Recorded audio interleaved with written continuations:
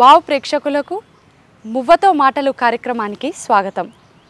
శ్రీ వైష్ణవ సాంప్రదాయానికి నిలువెత్తు నిదర్శనం భగవత్ రామానుజాచార్యుల వారికి ప్రతినిధిగా ఆ స్ఫూర్తిని, ఆ సాంప్రదాయాన్ని, ఆ సిద్ధాంతాన్ని ముందుకు తీసుకువెళ్ళాలనేటటువంటి ఆలోచనతో సన్యాసాన్ని స్వీకరించి కఠోరమైన నియమాలతో జీవన విధానాన్ని కొనసాగిస్తూ కేవలం ఆధ్యాత్మికతయే లక్ష్యంగా కాకుండా సమాజ శ్రేయస్సు కొరకు అహర్నిశలు శ్రమించేటటువంటి మహనీయులు, మహానుభావులు, వేదోపాసకులు, విఘ్నులు, ప్రాజ్ఞులు అయినటువంటి పద్మభూషణ్ పరమహంస పరివ్రాజకాచార్య శ్రీ శ్రీ శ్రీ త్రిదండి శ్రీమన్నారాయణ రామానుజ జీయర్ స్వామి వారు ఈరోజు మనతో ఉన్నారు. వారితో సంభాషించి మనకున్నటువంటి అనేక సంశయాల్ని వారు నివృత్తి చేస్తారని కోరుకుంటూ వారి అమూల్యమైనటువంటి సమయాన్ని మనకి కేటాయించినందుకు వారి పాదపద్మములకు శతకోటి నమస్కారాలను తెలియజేస్తూ ఈనాటి కార్యక్రమాన్ని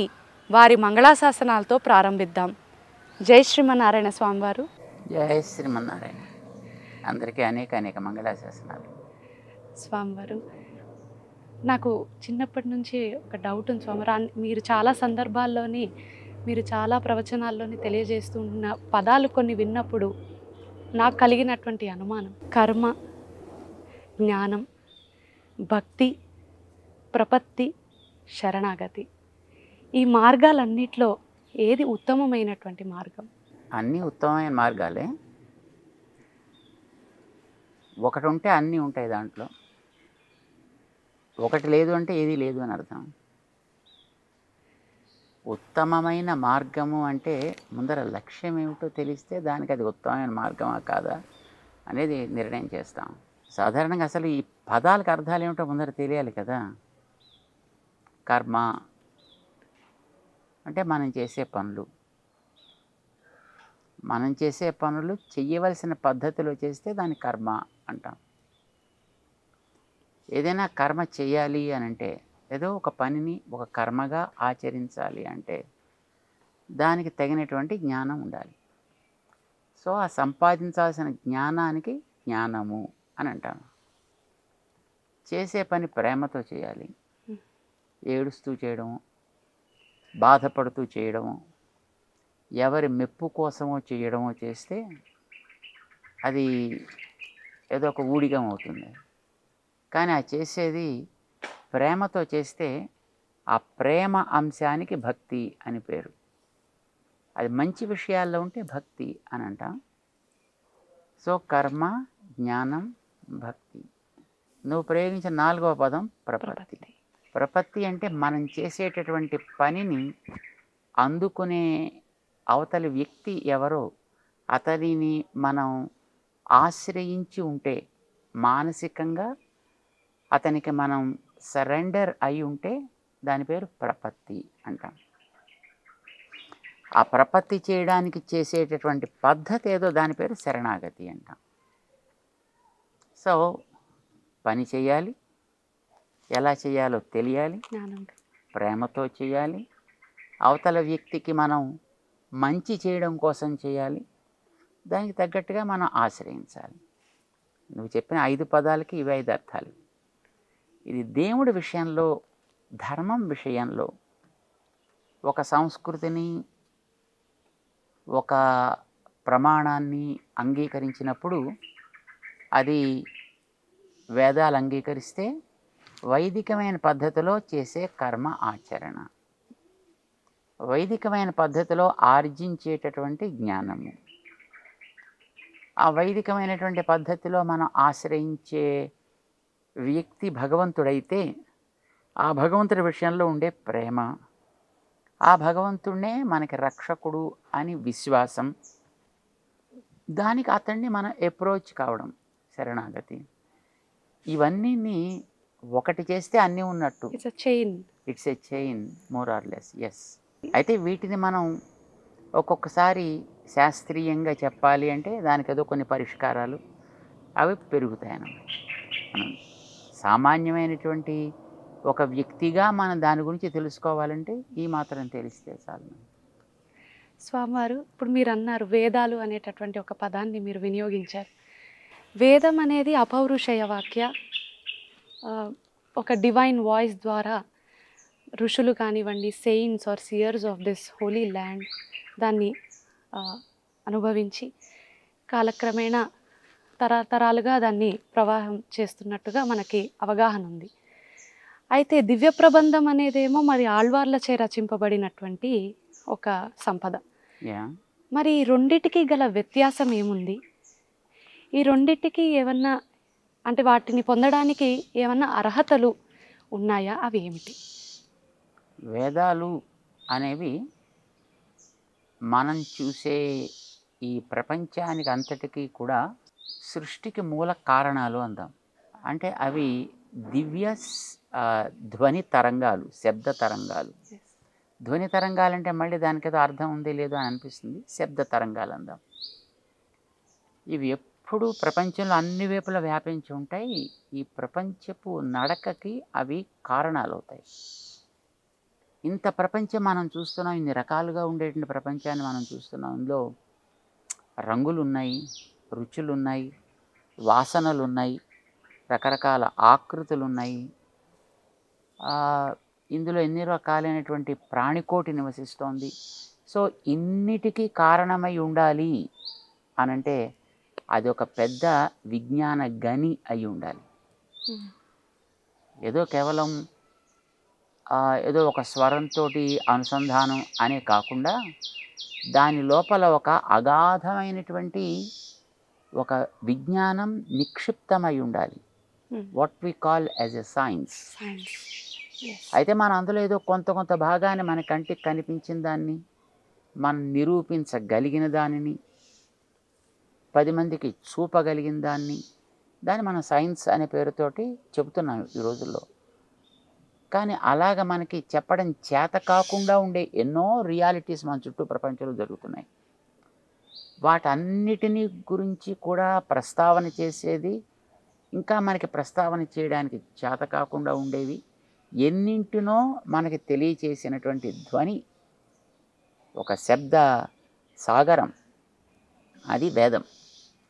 అసలు సంస్కృతంలో వేదం అంటే కూడా అదే అర్థం, తెలిపేది అని అర్థం. అయితే తెలియచేసే లక్షణం దానికి ఉన్న, తెలుసుకునే యోగ్యత మనకు ఉండాలి. అండ్ తెలుసుకోగలిగేటటువంటి పద్ధతి కూడా మనకి రావాలి. ఇప్పుడు మనకి మన చుట్టూ వాతావరణంలో ఎన్నో రకాల శబ్ద తరంగాలు ఉన్నాయి. కానీ ఆ పద్ధతి తెలిసిన వాడైతే దాన్ని ఏదో ఒక సాధనం ద్వారా అదో టీవీ స్క్రీన్ మీదకో లేకపోతే మరింకో పరికరంలోకో దాన్ని తీసుకొచ్చి దాన్ని వినడము, చూడడము, లేదా దాంతో ఇంటరాక్ట్ కావడము, ఇలాంటివి చేస్తున్నారు. అంతవరకు దాన్ని చేయగలిగాడు కనుక. ఇలాగే అసలు ఈ విశ్వానికి అంతటికీ కూడా కారణంగా ఉండేటటువంటి ధ్వని తరంగాలు, శబ్ద తరంగాలు, ఇన్ని రకాల మనం చూసేటటువంటి ఈ ఫీచర్స్ ఏవైతే ఇప్పుడు ఉన్నాయో మన చుట్టూ ప్రపంచంలో, సో ఇన్నిటినీ కూడా నడపగలిగినటువంటి శక్తి ఇంకా మనకి తెలియకుండా ఇంకా ఉండేవి ఎన్నో తనలో కలిగి ఉండేటటువంటి ఆ శబ్ద తరంగాలని వేదము అని అంటాం మనం. అయితే దీన్ని ఆయా కాలాల్లో కొంతమంది వాళ్ళ యొక్క తాపసిక ప్రభావం చేత, వాళ్ళు చేసినటువంటి సాధన ప్రభావం చేత కొన్నిటిని వాళ్ళు గ్రహించగలిగారు. ఆ గ్రహించిన దాన్ని వాళ్ళు యథాతథంగా తన తర్వాత తరాలకి దాన్ని అందించారు. ఆ అందించిన పరంపరగా వస్తూ ఉండేటటువంటివి వేదాలు అని ఇప్పుడు ఈవేళ మనం అంటున్నాం. మనకు అలాంటివి ఎన్ని ఉండేవో మనకి తెలియదు, కానీ ఇవాళ కొన్ని మనకు అందుతున్నాయి. సో ఇంకా మనకి కోల్పోయినవో లేదు అందకుండా ఉండేవో ఇంకా ఎన్నో ఉన్నాయి మన చుట్టూ ఉండేటువంటి ప్రపంచంలో అలాంటివి. అది వేదం. సో వేదము అని ఈవేళ మనం అనేది కూడా ఒక రకమైనటువంటి యోగ్యత సంపాదించుకున్న వ్యక్తులు గ్రహించి ఒక పరంపరలో దాన్ని నిలబెట్టి అందించినటువంటి ఒక విజ్ఞాన గని అని అందాం. సో ఇది వేదం అయితే దీన్ని ఒక రకమైనటువంటి భాషతోటి మనం తెలుసుకోవాలి. ఎందుకంటే మన మనుషులం, మనకి భాష కావాలి. భాష లేకపోతే మనం అర్థం చేసుకోలేం. భాషగా అందివ్వడానికి అందులోంచి ఆ వచ్చిన ధ్వని తరంగాల్లోంచి, శబ్ద తరంగాల్లోంచి కొన్నిటిని క్వాలిఫై చేసి వాటిని ఒక భాషగా అమర్చారు మహానుభావులు ఎప్పుడో. అది క్వాలిఫై చేసి అంటే సంస్కరించి అందించారు కనుక అది సంస్కృతమైంది. ఓకే. ఓకే. సో అలాగా కొన్ని భాషలో సంస్కృత భాషలో మనకు అందించిన వాళ్ళు అందించిన భాష అది అది సంస్కృతంలోనే అందాలి నియమం లేదు. ఏ శబ్ద తరంగాల్లోకైనా అది ఇమడచ్చు. పరస్పరము వ్యక్తికి మధ్య ఒక అవగాహన కలిగించడం కోసం ఏర్పడ్డ సంకేతాలే కదా మనం అంటాం శబ్దాలంటే. ఇప్పుడు అవును ఇలా ప్రయోగిస్తే అది అనుకూలము అని అర్థము అని అనుకున్నారు. అనుకున్నది అది వ్యవహారంలోకి వచ్చింది. ఏవైనప్పటికీ కూడా ప్రపంచపు నియమనానికి కారణము అని అంటే అవి చాలా గొప్పవి అని అర్థం. ఈ గొప్ప వాటిని ఎక్కడెక్కడ ఎవరెవరు అందుకుంటే వాళ్ళకు అలవాటైన వాళ్ళ ప్రాంతంలో నడుస్తుండే ఏ భాష ఉంటుందో అందులోంచి అది బయటకు వస్తుంది. అలాగా అందించేటటువంటి వ్యక్తి కూడా అందుకునేటటువంటి వ్యక్తి కూడా ఏ రకమైనటువంటి భావనతోటి ఉంటాడో ఆ భావనతో కలిసి అది పైకి వస్తుంది. ఓకే. సంస్కృతమయంగా ఉండే భాషకి అందే ఒక రకమైనటువంటి వాంగ్మయం it's a kind of literature let us say. ఎందుకంటే అది మనకు ఒక శబ్ద స్వరూపంలో వస్తుంది, ఒక రకమైన అర్థాన్ని మనకి ఇస్తుంది. దాంతో ఏవో మనం కొన్ని పనులు మనం చేస్తున్నాం, లేదో కొన్ని తెలుసుకుంటున్నాం. So let us call it is a literature. అది ఒక వాంగ్మయం. సంస్కృత భాషామయంగా వచ్చిన వాంగ్మయం ఒకటి. ఇప్పుడు ఇందాక యూ సెడ్ ఆళ్వార్స్ కదా. ఈ ఆళ్వార్స్ అనేవాళ్ళు వివిధ ప్రాంతాల్లో ముఖ్యంగా తమిళ భాష చెల్లుబాటు అయ్యేటటువంటి ప్రాంతాల్లో వాళ్ళు అక్కడక్కడ ఉంటూ ఏ ఇతరమైన ప్రమేయం లేకుండా, ఇతరమైనటువంటి కాంక్షలు లేకుండా, ఆశలు లేకుండా ఒక దివ్య తత్వపు ప్రేమ లోపల మనస్సులో పూర్తిగా ఉండి దానితోటి వాళ్లకు ఉండేటటువంటి ఒక అనుబంధం చేత, దాని మీద కలిగినటువంటి ప్రేమాతిశయం చేత వాళ్ళకి దాని సంబంధమైనటువంటి కొన్ని అనుభవాలు ఏర్పడి ఆ అనుభవాలు వాళ్ళ లోపల నుంచి పైకి పొంగొస్తే ఆ వచ్చినవి ప్రబంధాలు అయ్యాయి. దివ్య ప్రబంధాలు అని వేళ మనం ఏవైతే అంటున్నామో అవి అలా వాళ్ళలోంచి పైకి పొంగొచ్చినటువంటి అనుభవాల సారం. సో వాళ్ళు తమిళ భాష చెల్లుబాటు అయ్యే ప్రాంతంలో ఉండడం చేత అవన్నీ కూడా తమిళ భాషలో బయటకు వచ్చాయి. ఎక్స్పీరియన్సెస్ అనేవి లోపల కలిగేవి.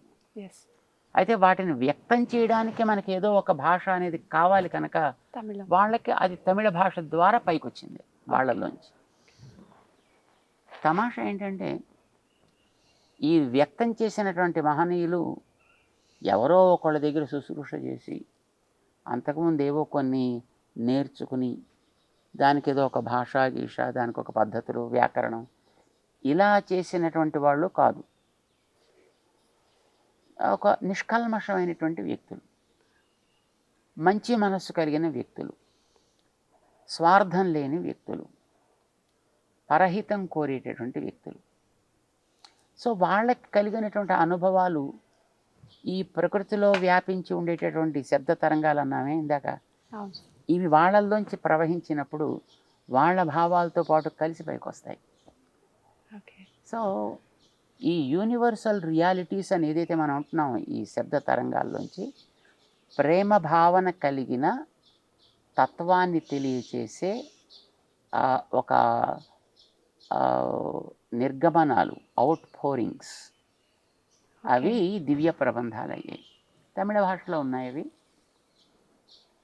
అయితే వాటిని ఎందుకు అంగీకరించాల్సి వచ్చింది? 2 కారణాలు. మొదటి కారణం ఏంటంటే ఈ దివ్య ప్రబంధాలని అనుభవించినటువంటి మహనీయులు ఓ 12 మంది కింద మనం లెక్క వేస్తుంటారు. ఈ 12 మంది ఒక చోట ఉండేవాళ్ళు కాదు, వివిధ ప్రాంతాల్లో వివిధ సమయాల్లో. కొంతమంది ఆ కొద్ది సమయం ఇటోటుల్లో ఉన్నవాళ్ళు కూడా కొద్దిమంది ఉన్నారు. కానీ మోస్ట్లీ అంతా వాళ్ళు ఉండే ప్రాంతాలు వేరు, వాళ్ళు ఉండే సమయాలు వేరు. కానీ వాళ్ళల్లోంచి వచ్చినటువంటి ఆ భావ ఆవేశ ప్రవాహం ఏదైతే ఉందో అది అన్ని చోట్ల వచ్చిన వాళ్ళల్లోనూ చూసే సారం చూస్తే సమానమైనటువంటి టోన్ మెయింటైన్ అవుతుంది దాంట్లో. అందుచేత వాళ్ళకి కలిగించినటువంటి ఆ సోర్స్ ఏదైతే ఉందో ప్రాబబ్లీ అది ఒక రకమైనటువంటి ఒరిజినాలిటీని కోల్పోకుండా వీళ్ళల్లోంచి బయటకు వచ్చింది అది. అయితే దాంట్లో ఆ ఎలిమెంటే ఉంటుంది. ఏ ఎలిమెంట్? ప్రేమ, నిస్వార్థము, పరహిత, కాంక్ష, వీళ్ళల్లో ఉండే భావాలు అవి కనుక వాటితోటి నిండి ఆ ప్రబంధాలు బయటకు వచ్చాయి. కానీ ఆ ప్రబంధాలు 12 మంది పాడిన వాటి సారాంశం అయితే ఒకటే, సేమ్. ఇది ఒక ఆస్పెక్ట్. కాలాలు మారినా, స్థానాలు మారినా వాళ్ళ యొక్క అనుభూతి సారం ఒకటే అయినందువల్ల ఆ 12కి ఒక రకమైనటువంటి సమన్వయాన్ని చేశారు. ఒకటి. రెండవది వేదాలు అని మన గతంలో అనుకున్నాం. ఈ వేదాల్లో చాలా రకాలైనటువంటి విషయాలు దాంట్లో ప్రస్తావన చేశారు. ఎందుకంటే మనం ప్రపంచంలో ఎన్ని రకాల పోకడలని మనం చూస్తున్నాము. ఇన్ని రకాల పోకడలు దాంట్లో నిమిడీకృతమై ప్రస్తావన జరిగాయి. అందులో మనం కొన్ని ఇప్పుడు మనం చూస్తున్నాం. But there are so many other things which were not even known to us, right? So అలాంటివి ఏదైతే ఆ వేదాల్లో తత్వసారం ఇది అని లభించినంత వేదం వరకు ఇప్పుడు చెప్పారు. ఎందుకంటే వేదాలు అనేటువంటి ఋషుల కాలం నుంచి ఉన్నాయి. ఆయా కాలాల్లో ఉండే ఋషులు చెప్పారు, ఆయా కాలాల్లో ఉండే పండితులు దాన్ని నిరూపణ చేశారు. సో ఆ నిరూపణ చేసినప్పుడు ఇచ్చినటువంటి సారం ఇది అనేది ఒక తత్వం అయితే ఉంది ఒకటి. దానిని మనం ఈ ఆళ్వార్ల ప్రబంధాల్లో కూడా అదే పద్ధతిలో చూడడానికి అవకాశం కలుగుతుంది. ఓకే.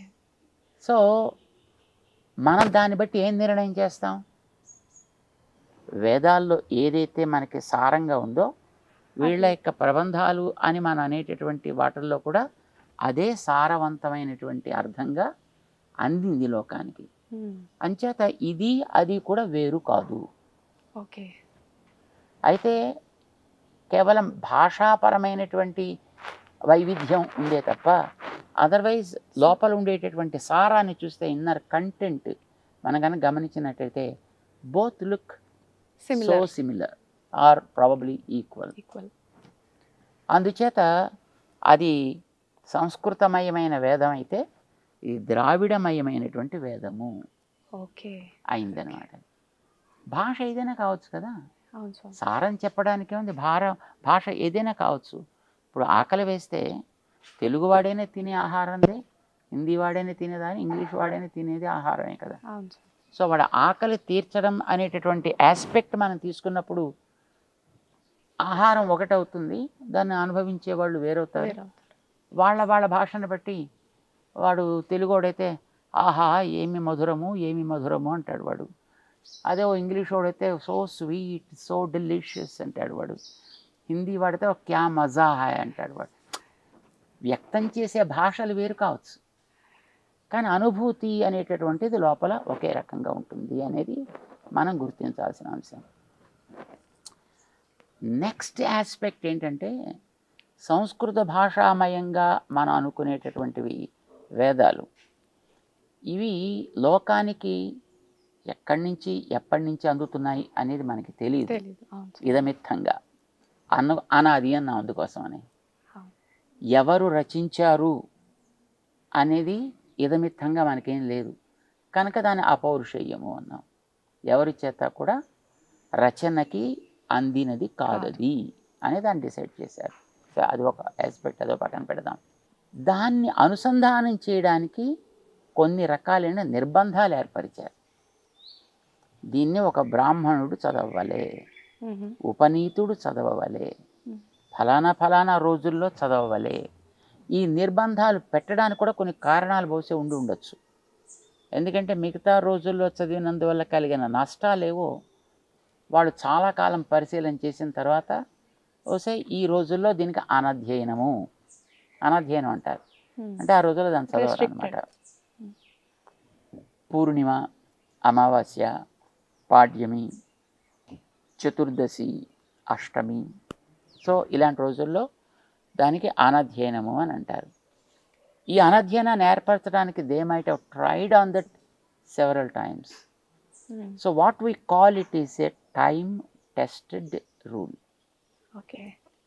అంటే కొంతకాలం కొంతమంది మీద పరిశీలన చేశాక అప్పుడు దీన్ని ఒక నిర్ణయానికి వాళ్ళు వచ్చారనమాట. Then they talk about it. So do this, don't do this, అలాగనమాట.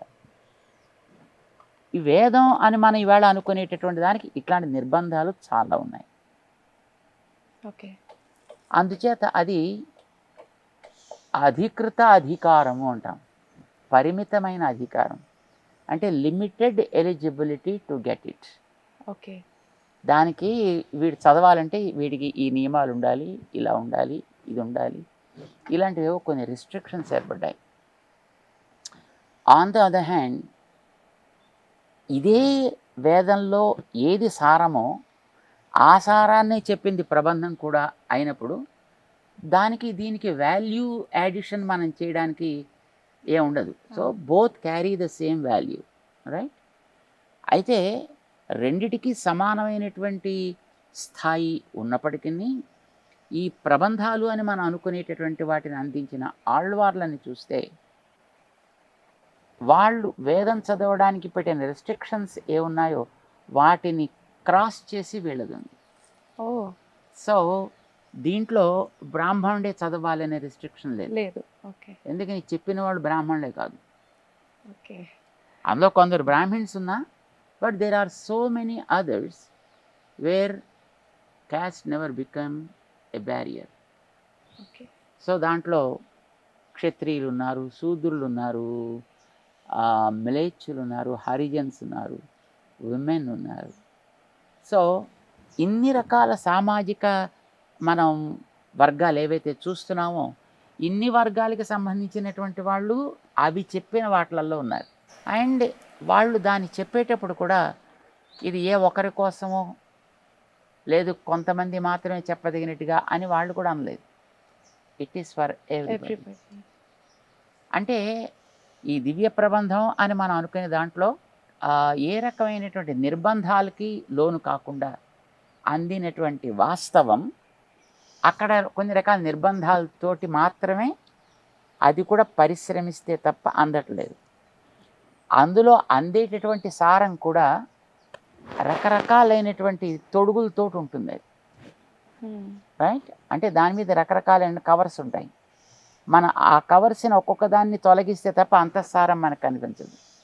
వేరే ఈ ప్రబంధాల దగ్గరికి వస్తే మనకి ఆ లోపల కల్పించే సారం ఏదో క్లారిటీ ఉంటుంది, మనకి స్పష్టత ఉంటుంది, అంబిగ్యూటీ అనేది ఉండదు అక్కడ. అది ప్రతిపాదన చేసే దాంట్లో క్లారిటీ ఉంటుంది అన్నమాట.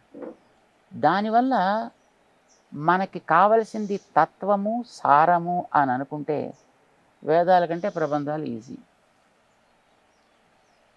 బికాజ్ లోపల అందేటటువంటి కోర్ బోత్ ఆర్ సేమ్ కనుక. అండ్ అదర్ థింగ్, ఇక్కడ రిస్ట్రిక్షన్స్ లేవు. ఇక్కడ జాతి, కులము, సెక్స్ అనేటటువంటి ఇక్కడ ప్రస్తావనకి రాలా. అందరికీ అధికారం ఉంది, ఇది సర్వాధికారికం అన్నమాట. ఆ రకంగా అందినటువంటి ప్రబంధాలు. దాన్ని ఇచ్చినటువంటి వాళ్ళు మహనీయులు. వాళ్ళు ఒక 12 మంది అన్నారు. వాళ్ళకి ఆళ్వార్లని పేరు పెట్టారు.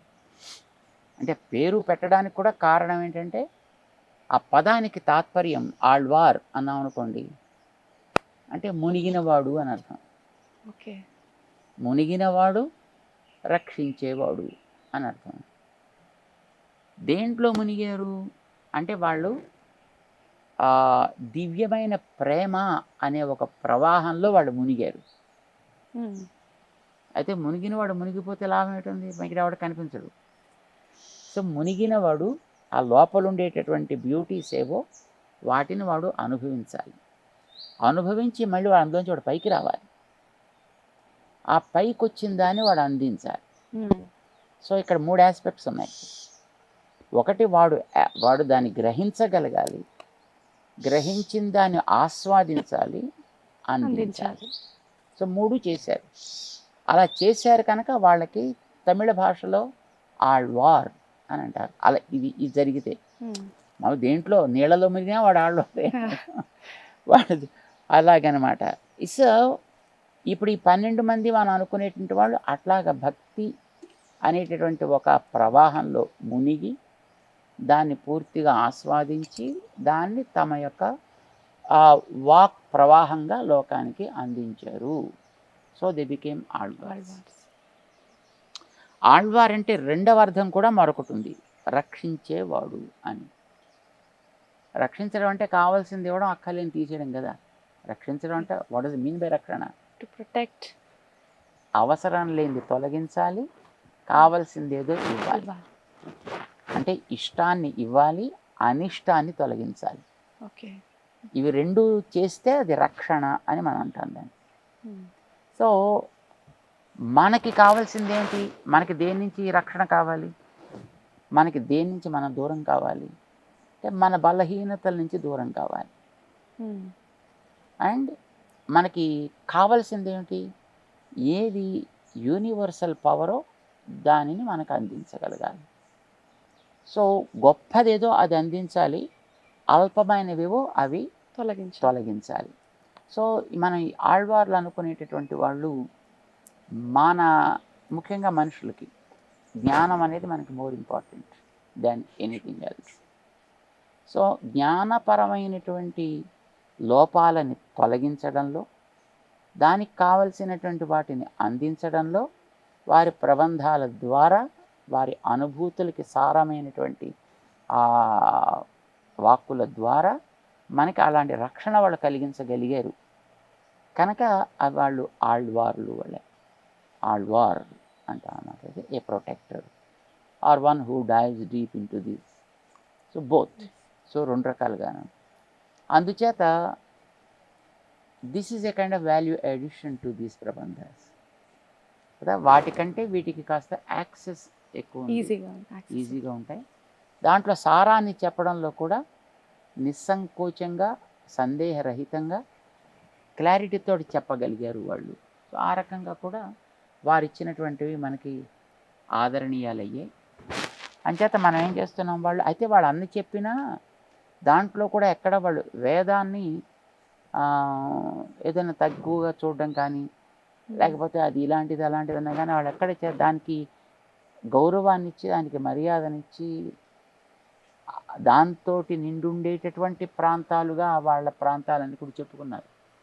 అంచేత వాళ్ళకి వాళ్ళ ప్రబంధాలకి కూడా వేదంతో సమానత లేదా కాస్త ఆధిక్యాన్ని కూడా ఇచ్చి ఆ తత్వంలో దాన్ని గౌరవించారన్నమాట. So they are Alvars. వీళ్ళు ఋషులు. చాలా స్పష్టంగా తెలియజేశారు స్వామివారు. స్వామివారు ఇప్పుడు ఒక మాటల్లోని మీరు సైన్స్ అనే పదంని యూజ్ చేశారు. Usually we observe that in science everything is proved, there is no inference sometimes. అదే మరి మన హైందవ సనాతన ధర్మానికి వస్తే sometimes there are no proofs. ఇప్పుడు ఉదాహరణకు తీసుకుంటే నారాయణుడు అనేక ఫామ్స్లో ఉంటాడు అనేటటువంటి అవగాహన ప్రజల్లో చాలా వరకు ఉంది. పర, వ్యూహ, విభవ, అంతర్యామి, అర్చా స్వరూపాల్లో ఉంటాడు అని. మరి ఇలాంటివి ప్రూవ్ చేయలేకపోవడం వల్ల నాస్తికులు తయారవుతూ ఉన్నారు అనేది అతిశయోక్తి అయితే కాదు. మరి ఎలాగ ప్రూవ్ చేస్తాము existence of the omnipotent and the పరమాత్మ? How do we do that? Science and faith, right? Science prove చేసి చూపించగలిగింది అని మనం అంటున్నాం. కానీ ఆయన ఒకదాన్ని ప్రూవ్ చేసి నోబెల్ ప్రైజ్ పెట్టుకుంటాడు ఈ ఏడాది. నెక్స్ట్ ఇయర్ దాన్ని డినై చేసి మరో ఆయన నోబెల్ ప్రైజ్ పెట్టుకుంటాడు. దాన్ని డినై చేసి మళ్ళీ ఇంకో ఆయన నోబెల్ ప్రైజ్ ఇలాంటి సన్నివేశాలు జరిగాయి గతంలో. సో మనం సైన్స్లో స్టెబిలిటీ ఉందందామా? There is evolvement. అంటే మనం ఏదైతే ఈవేళ ఇది నిరూపణ జరిగిన వాస్తవము అని అంటున్నామో, ఆ వాస్తవం అని నిరూపణ చేసిన దాంట్లో మార్పు మనకి కనిపిస్తోంది. అంచేత మనం చేసే నిరూపణ అసమగ్రమే.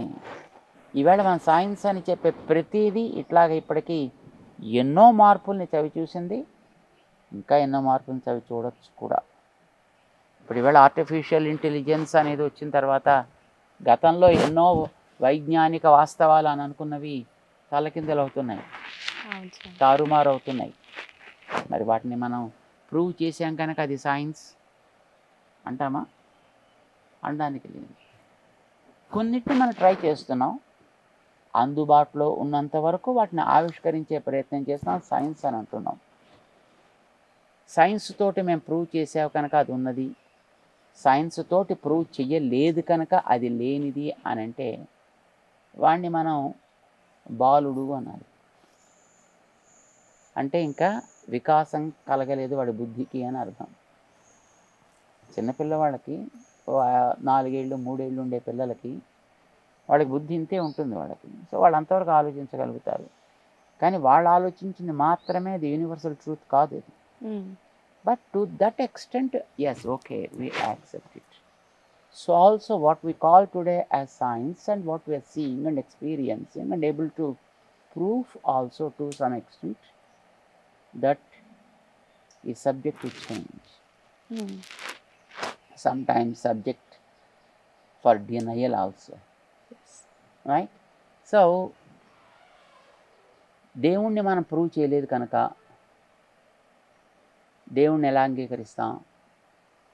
పరవ్యూహ విభవ అంతర్యామి whatever it is no, అవి మనకు కనపట్టలేదు కనుక వాటిని మనం ఎట్లా అంగీకరించాలి? అంగీకరించక్కర్లేదు కనుక మనం నాస్తికులు అవ్వాలా అనేది బుద్ధిమంతుడైన వాడి ఆలోచనకి మనం వదిలిగాలి. కొన్ని మనం రెగ్యులర్గా చూస్తున్న వాటికే మనం ప్రూవ్ చేయలేని చేతకానితనం మన దగ్గర ఉంది, మనుషుల దగ్గర. ఆకలి, సో సింపుల్, ఆకలి, ప్రూవ్ ఇట్. దాన్ని నాకు చూపిస్తే ఈ పూట నీకు భోజనం ఉండును, నాకు ప్రూవ్ చేయకపోతే నీకు భోజనం, ప్రూవ్ చేసేదాకా నీకు భోజనము లేదు. Can you prove it? No. Can any scientist prove it? No. So should we stop giving him food? So simple, right? దాన్ని ఆధ్యాత్మికమైన మార్గంతో we can prove it. Understand? We can.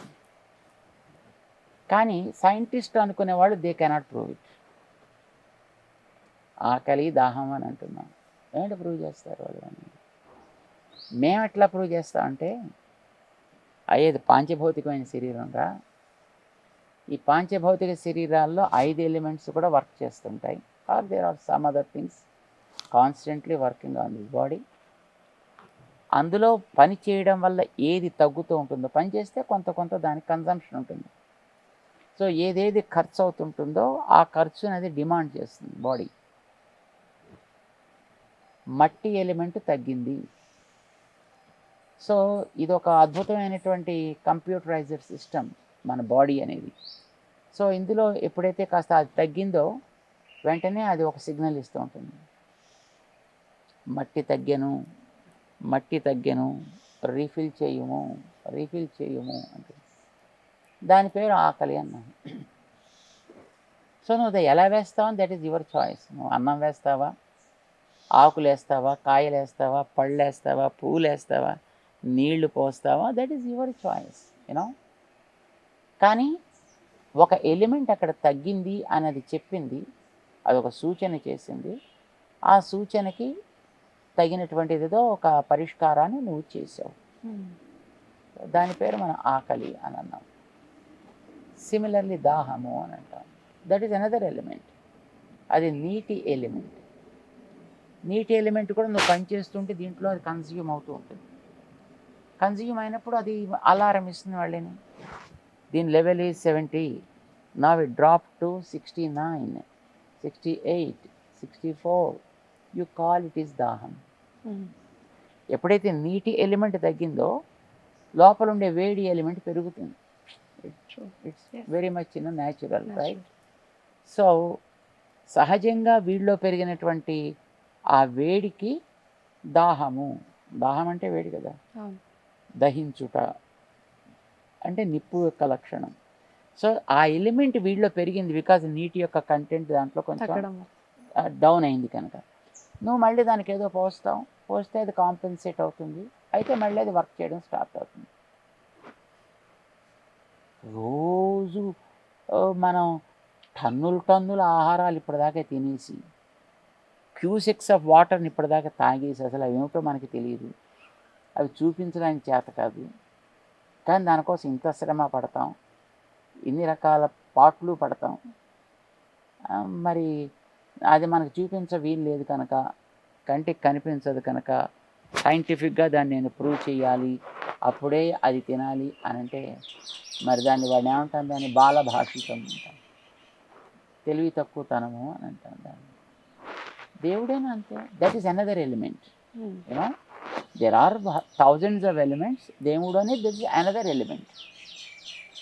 దాన్ని అది తెలిసినటువంటి వాళ్ళు కొన్ని గ్రంథాల్లో చెప్పారు. దేనికైనా ఒక మానం ఉంటుంది కదా, ఒక ప్రమాణం కావాలి దాన్ని నిరూపించాలి అంటే. అది ఆ ప్రమాణాన్ని నువ్వు ట్యూబ్స్ ద్వారా నిరూపిస్తావా, కెమికల్స్ ద్వారా నిరూపిస్తావా, కొన్ని డివైజెస్ ద్వారా నిరూపిస్తావా, that is it varies from something to the other. So also దేవుడు అనే ఒక ఎలిమెంట్ని కూడా నువ్వు నిరూపించాలి అని అంటే దానికి నీకు ఏదైనా ఒక ప్రమాణం కావాలి. ఆ ప్రమాణం మనం ఇందాక అనుకున్నటువంటి యూనివర్సల్ ట్రూత్ని చెప్పేటటువంటి శబ్దం ఏదో అది అని అంటారు మన పెద్దవాళ్ళు, వేదం. సో దాని ద్వారా నువ్వు దాన్ని ప్రూవ్ చేసే ప్రయత్నం చేయాలి తప్ప నా కంటికి కనిపిస్తే అంటే నీ కంటికి అంత శక్తి ఉందా? నువ్వు ఆ మైక్రోస్కోప్ లేకుండా నీ చుట్టూ ఇక్కడ గాల్లో తిరుగుతూ ఉండేటటువంటి ధూళి కణాలను కనీసం చూడగలవా? What is the capacity of the eye? మరి అది లేదు కనుక, నా కంటికి కనిపించట్లేదు కనుక అవేమీ లేవు, ఇక్కడ వాతావరణం 100% ప్యూర్గా ఉన్నది అని అంటే అక్కడ ఈ ఫార్మసీస్లో 0 బ్యాక్టీరియల్ రూమ్స్ చేసేవాళ్ళు ఉంటారు. యూనో కొన్ని కాస్త వాతావరణపు బ్యాక్టీరియల్ ఇంపాక్ట్ పడ్డా దాంట్లో భయంకరమైనటువంటి రియాక్షన్స్ వచ్చేటువంటి పరిస్థితులు ఉండేటువంటి కొన్ని ఎలిమెంట్స్ ఉంటాయి. అలాంటివి వాళ్ళ దానికోసం ప్రత్యేకించి కొన్ని రూమ్స్ వాళ్ళు తయారు చేసి పెడతారు వాళ్ళ ల్యాబ్స్లో. దానికోసం భయంకరమైన ఖర్చు పెట్టాల్సి వస్తుంది. దానికి ఎన్నో రకరకాల డివైజెస్ వస్తుంది దాన్ని మెజర్ చేయడానికి. అది వస్తే దాంట్లో ఎన్నో రకాల బయలాజికల్ చేంజెస్ వస్తాయి. మరి ఇవన్నీ నీ కంటికి కనిపించవా? వాటిని నీ కళ్ళు చూడడానికి చేతకానే కాదా? అదే కనిపించట్లేదు కనుక నా కంటికి అది లేదు అని ఎవడైనా అన్నాడు అనుకోండి, అలాంటి వాళ్ళు అనిపిస్తూ నవ్వుకుంటారు, ఏమన్నారు. అలాగే ఇప్పుడు నాస్తికుడు దేవుణ్ణి డినై చేస్తున్నాడు, ఎలా ప్రూవ్ చేస్తారు అని అంటే వాడిని చూసి కూడా మనం కొంతసేపు అయ్యో పాపం అని అనుకోవాలండి. స్వామివారు, మీరు ఒక సన్యాసి అంటే అన్నిటినీ త్యజించి జీవించేటటువంటి వ్యక్తి, కానీ సమాజం మాత్రం అనేక కుటుంబాల సమ్మేళనం.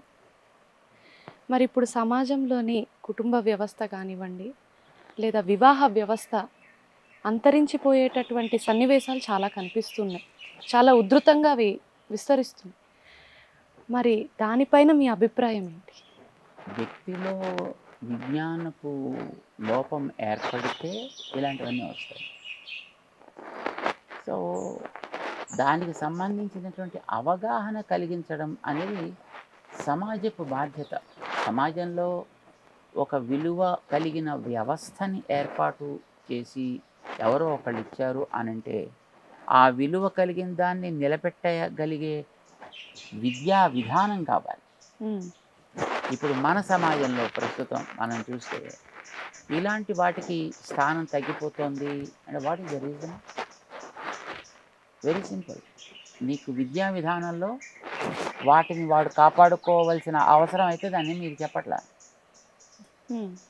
యంత్రంగా తయారు కావడానికి కావలసినటువంటి విజ్ఞానాన్ని మీరు ఇస్తున్నారు తప్ప వ్యక్తికి కెమిస్ట్రీ చెప్తున్నారు, ఫిజిక్స్ చెప్తున్నారు, అదర్ సైన్సెస్ చెప్తున్నారు, ఎకనామికల్ గ్రోత్ గురించి మాట్లాడుతున్నారు, కమర్షియాలిటీస్ మాట్లాడుతున్నారు, రైట్?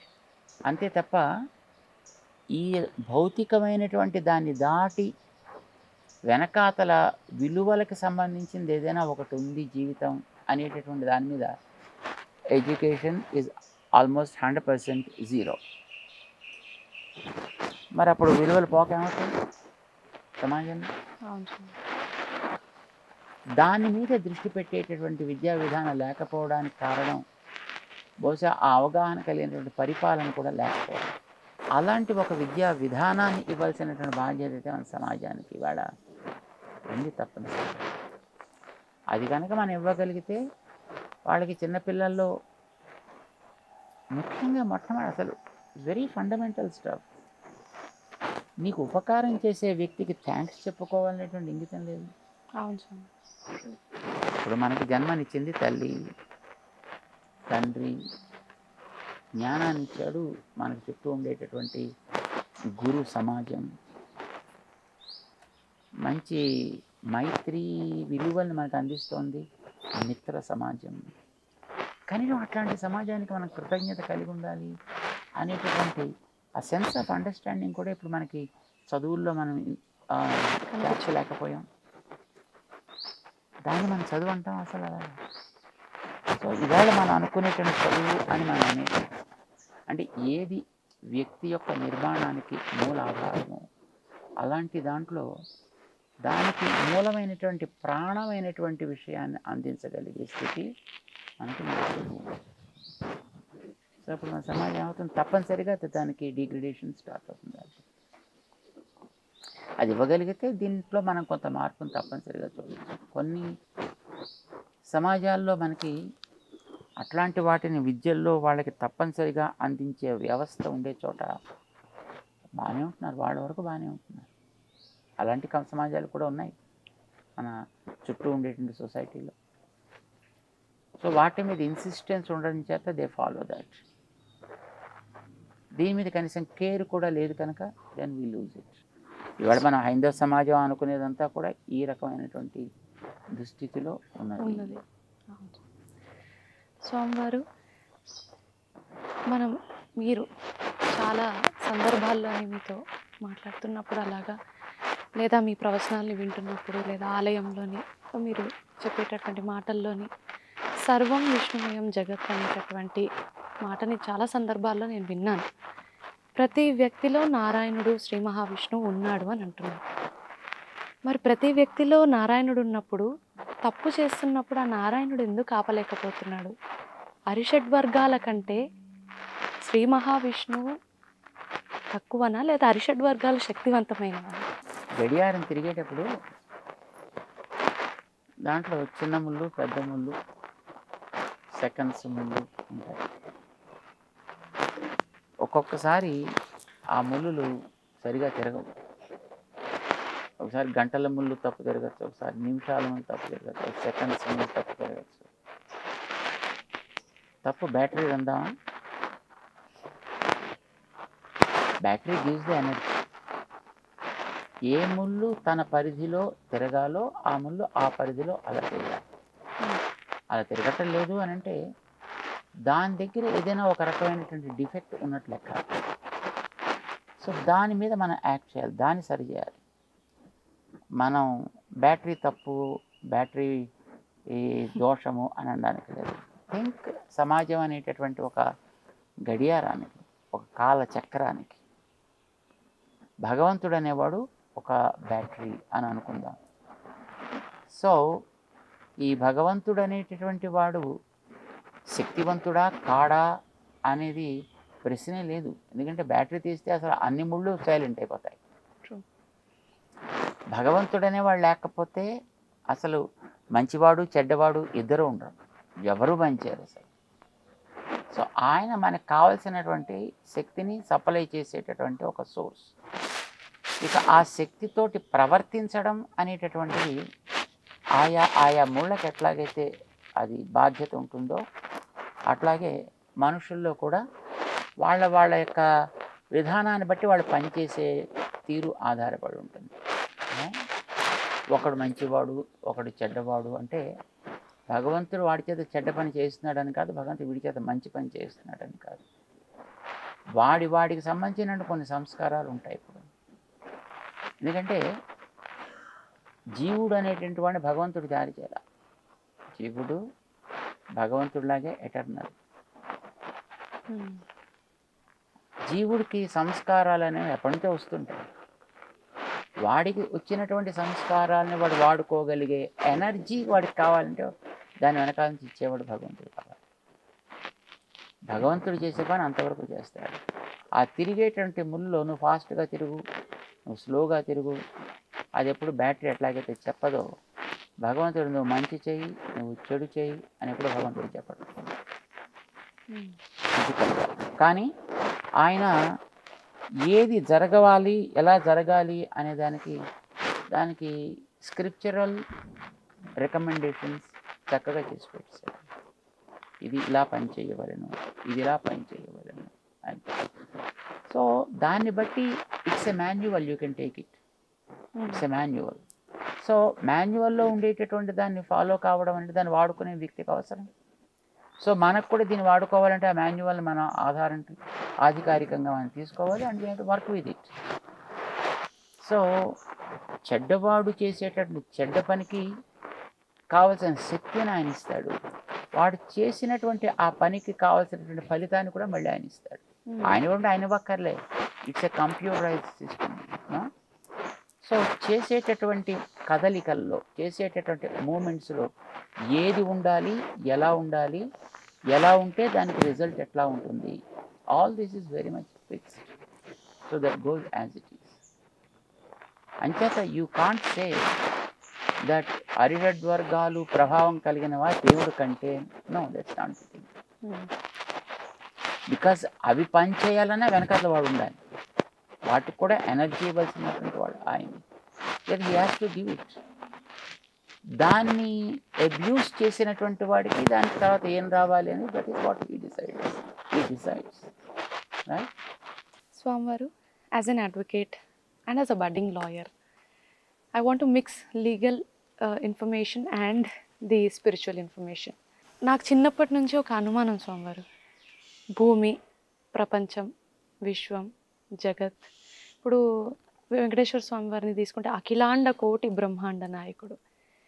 అసలు ఎన్ని బ్రహ్మాండాలు ఉన్నాయి, మరి ప్రతి దేశానికి ఒక రాజ్యాంగం ఉంది. అలా ఇటువంటి విశ్వ బ్రహ్మాండాలకి ఏదన్నా రాజ్యాంగం ఉందా? That is what we call Veda, right? Okay. Veda అనేటటువంటిది విశ్వానికి అంతటి, విశ్వం is the entire universe, so not just earth or the solar family, right, or the galaxy. Okay. So వీటికి అన్నింటికీ కూడా పై భాగంగా వీటికన్నిటికీ కూడా ఒక పైన నిర్వహించేటటువంటి ఒక శబ్దమయమైన శక్తి, అది మన వేదం అని అంటున్నాం. సో ఒక రకంగా ఒక రాష్ట్రానికి ఒక కాన్స్టిట్యూషన్ ఉన్నట్టుగా, ఒక దేశానికి ఒక కాన్స్టిట్యూషన్ ఉన్నట్టుగా, ఈ విశ్వానికి అంతటికీ ఉండే కాన్స్టిట్యూషన్ వేదము ఓకే అని మనం అనొచ్చు. దాన్ని ఎంతవరకు మనం అనువాదం చేసుకోగలుగుతాం మనకు అర్థమయ్యేటటువంటి రీతిలో అనేది దట్ ఈస్ అదే వ్యారీస్ అది. కానీ ఇంతటికీ కూడా నడిపే ఒక రాజ్యాంగ విధానం అనేది మనకి వేదం. దాన్ని తీసుకోవచ్చు మనం. స్వామివారు, ఇప్పుడు మనము తరచుగా వెంకటేశ్వర స్వామి వారి కానీ శ్రీ మహావిష్ణువుకి చాలా నామాలు ఉన్నాయి. అందులోని మనం ఇప్పుడు ఉదాహరణకు తీసుకుంటే గోవింద అంటున్నాం. గోవింద అంటే గోవులతో ఆడుకున్నటువంటి అనేటటువంటి ఒక అర్థాన్ని కలిగిస్తుంది. అది దట్ బిలాంగ్స్ టు ద్వాపర యుగం. మరి కృతయుగంలో చూసుకుంటేనేమో వరాహస్వామితో కంటెంపరీగా శ్రీనివాసుడు వచ్చాడు అనేటటువంటి ఒక మాట ఉంది. మరి వెంకటేశ అని అంటేనేమో వెంకటేశ్వర స్వామి తనంతట తానుగానే నేను వసుదేవ తనయుణ్ణి, మరియు మనకి ఇప్పుడు యశోదామాత వకుళామాతగా మనకి ఈ కలియుగానికి వచ్చారు అనేటటువంటి ఇన్ని ఉన్నాయి కదా స్వామివారు. అసలు ఈ టైమ్ ఫ్రేమ్స్ ఏంటి? There is a lot of confusion to the there is people. No confusion as such. భూమిని ఏదో ఒకనాడైతే ఇప్పుడు ఈ సెటప్ ఏర్పడింది. That much we need to accept, right? ఏదైనా ఒక ఆర్డర్లీ సెటప్ ఉంది అని అంటే it might have started at a point of time. ఆ టైం ఎంత ఉంటుంది అనేది దట్స్ ఎ డిఫరెంట్ థింగ్. ప్రస్తుతం మనం చూసేటటువంటి ఇప్పుడు ఈ సెటప్, ఈ సోలార్ సెటప్, ఈ 9 గ్రహాలతోటి ఉండేటటువంటి సూర్యుడిని పెద్దగా కలిగినటువంటి కుటుంబానికి సౌర కుటుంబం అని పేరు పెట్టుకున్నాం. ఈ సౌర కుటుంబంలో ఉంచి ఈ భూమి క్రమంగా ఏర్పడింది. భూమిలోంచి చంద్రుడు ఏర్పడ్డాడు, మిగతా గ్రహాలు కూడా సూర్యుడిలోంచి అట్లానే వచ్చాయి అని కూడా ఇప్పుడు మనకి వైజ్ఞానిక పెద్దల యొక్క నిరూపణ కదా. సో ఇది ఏర్పడి ఎంతకాలం అయి ఉంటుంది అనేది probably there are some millions of years. మనం చూసేటటువంటి ఈ భూమి, మనం ఇప్పుడు నివసిస్తున్న భూమి ఏర్పడి ఎంతకాలం అయి ఉండొచ్చు అంటే సుమారుగా ఒక 4000 మిలియన్ ఇయర్స్ అయి ఉండొచ్చు. 400 కోట్ల సంవత్సరాలు. ఏర్పడ్డ భూమి మీద వ్యవస్థితమైనటువంటి జీవన విధానం బహుశా 200 కోట్ల సంవత్సరాలు అయి ఉండొచ్చు. అంటే అంతకుముందు 200 కోట్ల సంవత్సరాల కాలం బహుశా దీని యొక్క క్రమంగా రూపుదిద్దుకోవడానికి, దీని మీద జీవరాశి నివసించడానికి కావలసినటువంటి పరిస్థితులు ఏర్పడడానికి పట్టు ఉండొచ్చు. 200 కోట్ల సంవత్సరాల దగ్గర నుంచి ఒక వ్యవస్థితమైనటువంటి జీవనం భూమి సాగుతోంది అని మనకి మన పంచాంగాల ద్వారా తెలుస్తుంది, రైట్? ఇది మన పంచాంగాల్లో ఇప్పుడు మనం చూస్తే 198,885,125 సంవత్సరాల క్రితం ఎప్పుడో మనకి పంచాంగం ప్రారంభమైంది, బ్రహ్మగారికి ఎలా ఆరంభమైంది, వాళ్ళ సంవత్సరాలు రాస్తుంటారు. మోరార్లెస్ సైన్స్ కూడా ఆ సంఖ్యను అంగీకరిస్తోంది. ఎందుకంటే 2000 మిలియన్ ఇయర్స్ అయింది మనకి ఇప్పుడు ఉండేటువంటి షేప్ రావడానికి. అంతకుముందు ఇదంతా మొత్తం సముద్రంతో చుట్టుకుని మధ్యలో ఒక భూభాగంగా ఉండేది. క్రమంగా అది స్ప్లిట్ అవ్వడం ప్రారంభించింది. స్ప్లిట్ అయ్యి ఇప్పుడు ఈవేళ ఉండే షేప్ సుమారుగా ఒక 500 మిలియన్ ఇయర్స్ క్రితం, అంటే 50 కోట్ల సంవత్సరాల క్రితం ఈ షేప్ వచ్చింది. అప్పటి నుంచి ఈ షేప్ ఇప్పుడు ఉన్నట్టుగా ఉంది అని మనకి వాళ్ళు చూపించేటటువంటి దాంట్లో కూడా చూపిస్తున్నారు. సరే, ఏడాది దాటితే ఆ ముందర ఏముంది అని మనకి అది ఎంత వెనక్కి వెళ్ళినా అది ఒకటే. అది 100 సంవత్సరాల, 200 సంవత్సరాల, 1,00,000 సంవత్సరాల, 1,00,00,000 సంవత్సరాల, 500 కోట్ల ఎంత వెళ్ళినా అది మనకి మన బుద్ధికి అందుతుంది తప్ప దానికి మనం ఎవిడెన్సెస్ చూపించి ఇది ఇలా అని చెప్పడానికి అవకాశం లేదు. ఈవెన్ మన కుటుంబాల్లో మనం చూసిన నాన్నగారి గురించి చెప్తాం, తాతయ్య గురించి చెప్తాం, ముత్తాత గురించి చెప్తాం, ఇంకా చేతనైతే ఇంకో 5-6 తరాలు ముందుకు పెడతాం. తర్వాత ఏముంది అని అంటే మనకు కూడా పెద్ద డౌటే, right? Are you able to prove it with evidences అని ఎవరిని అడిగాడు అనుకోండి, we should say no, because you just can't show anything, because probably అప్పుడు మనకి వీడియోస్ లేవు, టీవీస్ లేవు, కెమెరాస్ కూడా పెద్దగా అందుబాటులో ఉండవు. చేత అవన్నీ ఫొటోస్ తీసి అవన్నీ రికార్డ్ చేసి ఎవిడెన్షియల్గా ఇవ్వడానికి మన దగ్గర అవకాశం లేకపోయి ఉండొచ్చు. అంత మాత్రమే చేత we can't deny the existence of those things, right? So also ఈ కాల ప్రవాహంలో ఒక 200 కోట్ల సంవత్సరాల దాకా మనకి మన గ్రంథాల్లో కూడా దాని మీద మెన్షన్స్ చేస్తున్నారు.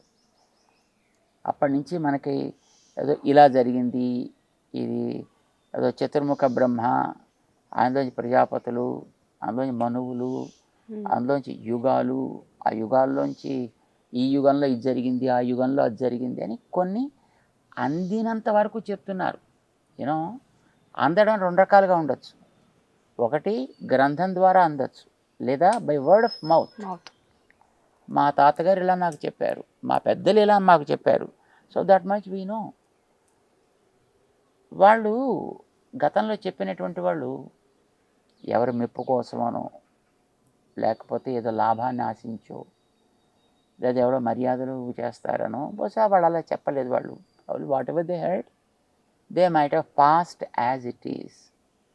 అంచేత వాళ్ళు చెప్పిన వాళ్ళు తప్పు ఉంటుంది అని మనం అనుకోవడానికి లేదు. వాళ్ళకి ఏది అందిందో వాళ్ళు దాన్ని అందించారు. వాళ్ళు అందించడంలో ఒక్కొక్కసారి కొంత క్లారిటీ మిస్ అవ్వచ్చును. ఇప్పుడు ఒకే విషయాన్ని ఒకడు స్పష్టంగా చెప్పగలగచ్చు, ఒకడు కొంచెం చెప్పడంలో కొద్దిగా చిన్న లోపాలు ఉండొచ్చు. But that is okay. భూమి ఒకనాడు తన లొకేషన్ని కోల్పోయింది. అలా కోల్పోయేటట్టు చేసిన వాడెవడో ఉన్నాడు ఒకడు. వాడు మేబీ వాడు పెద్ద సైంటిస్ట్ అయ్యి ఉండొచ్చు. హిరణ్యాక్షుడు అని వాడికి పేరు పెట్టారు. వాడు దీనికి ఉండే గ్రావిటేషనల్ పవర్ మీద వాడు బహుశా వాడు దాంట్లో పిహెచ్డి ఏవో చేసి ఉంటాడు. దాని మీద వాడు ట్రయల్ వేసాడు. Probably the scale was so high, earth lost her orbit. మనకి తెలుసును ఆర్బిట్ లూజ్ అయితే ఏమవుతుంది అనేది, అనంత ఆకాశంలోకి పోతుంది. సో అలాంటి స్థితిలో Varahaswami is another scientist, let us say. దీన్ని సేవ్ చేయడానికి వచ్చిన సైంటిస్ట్ అంతా ఆయన.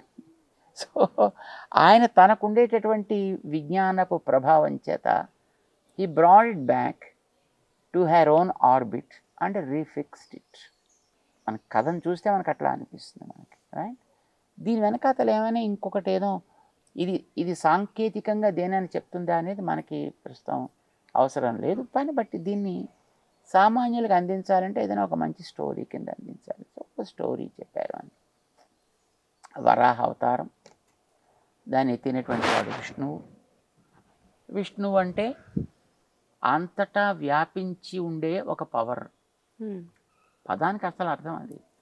విష్ణు అంటే వ్యాపించిన వాడు అని అర్థం. అంతటా వ్యాపించి ఉన్నాడు వాడు.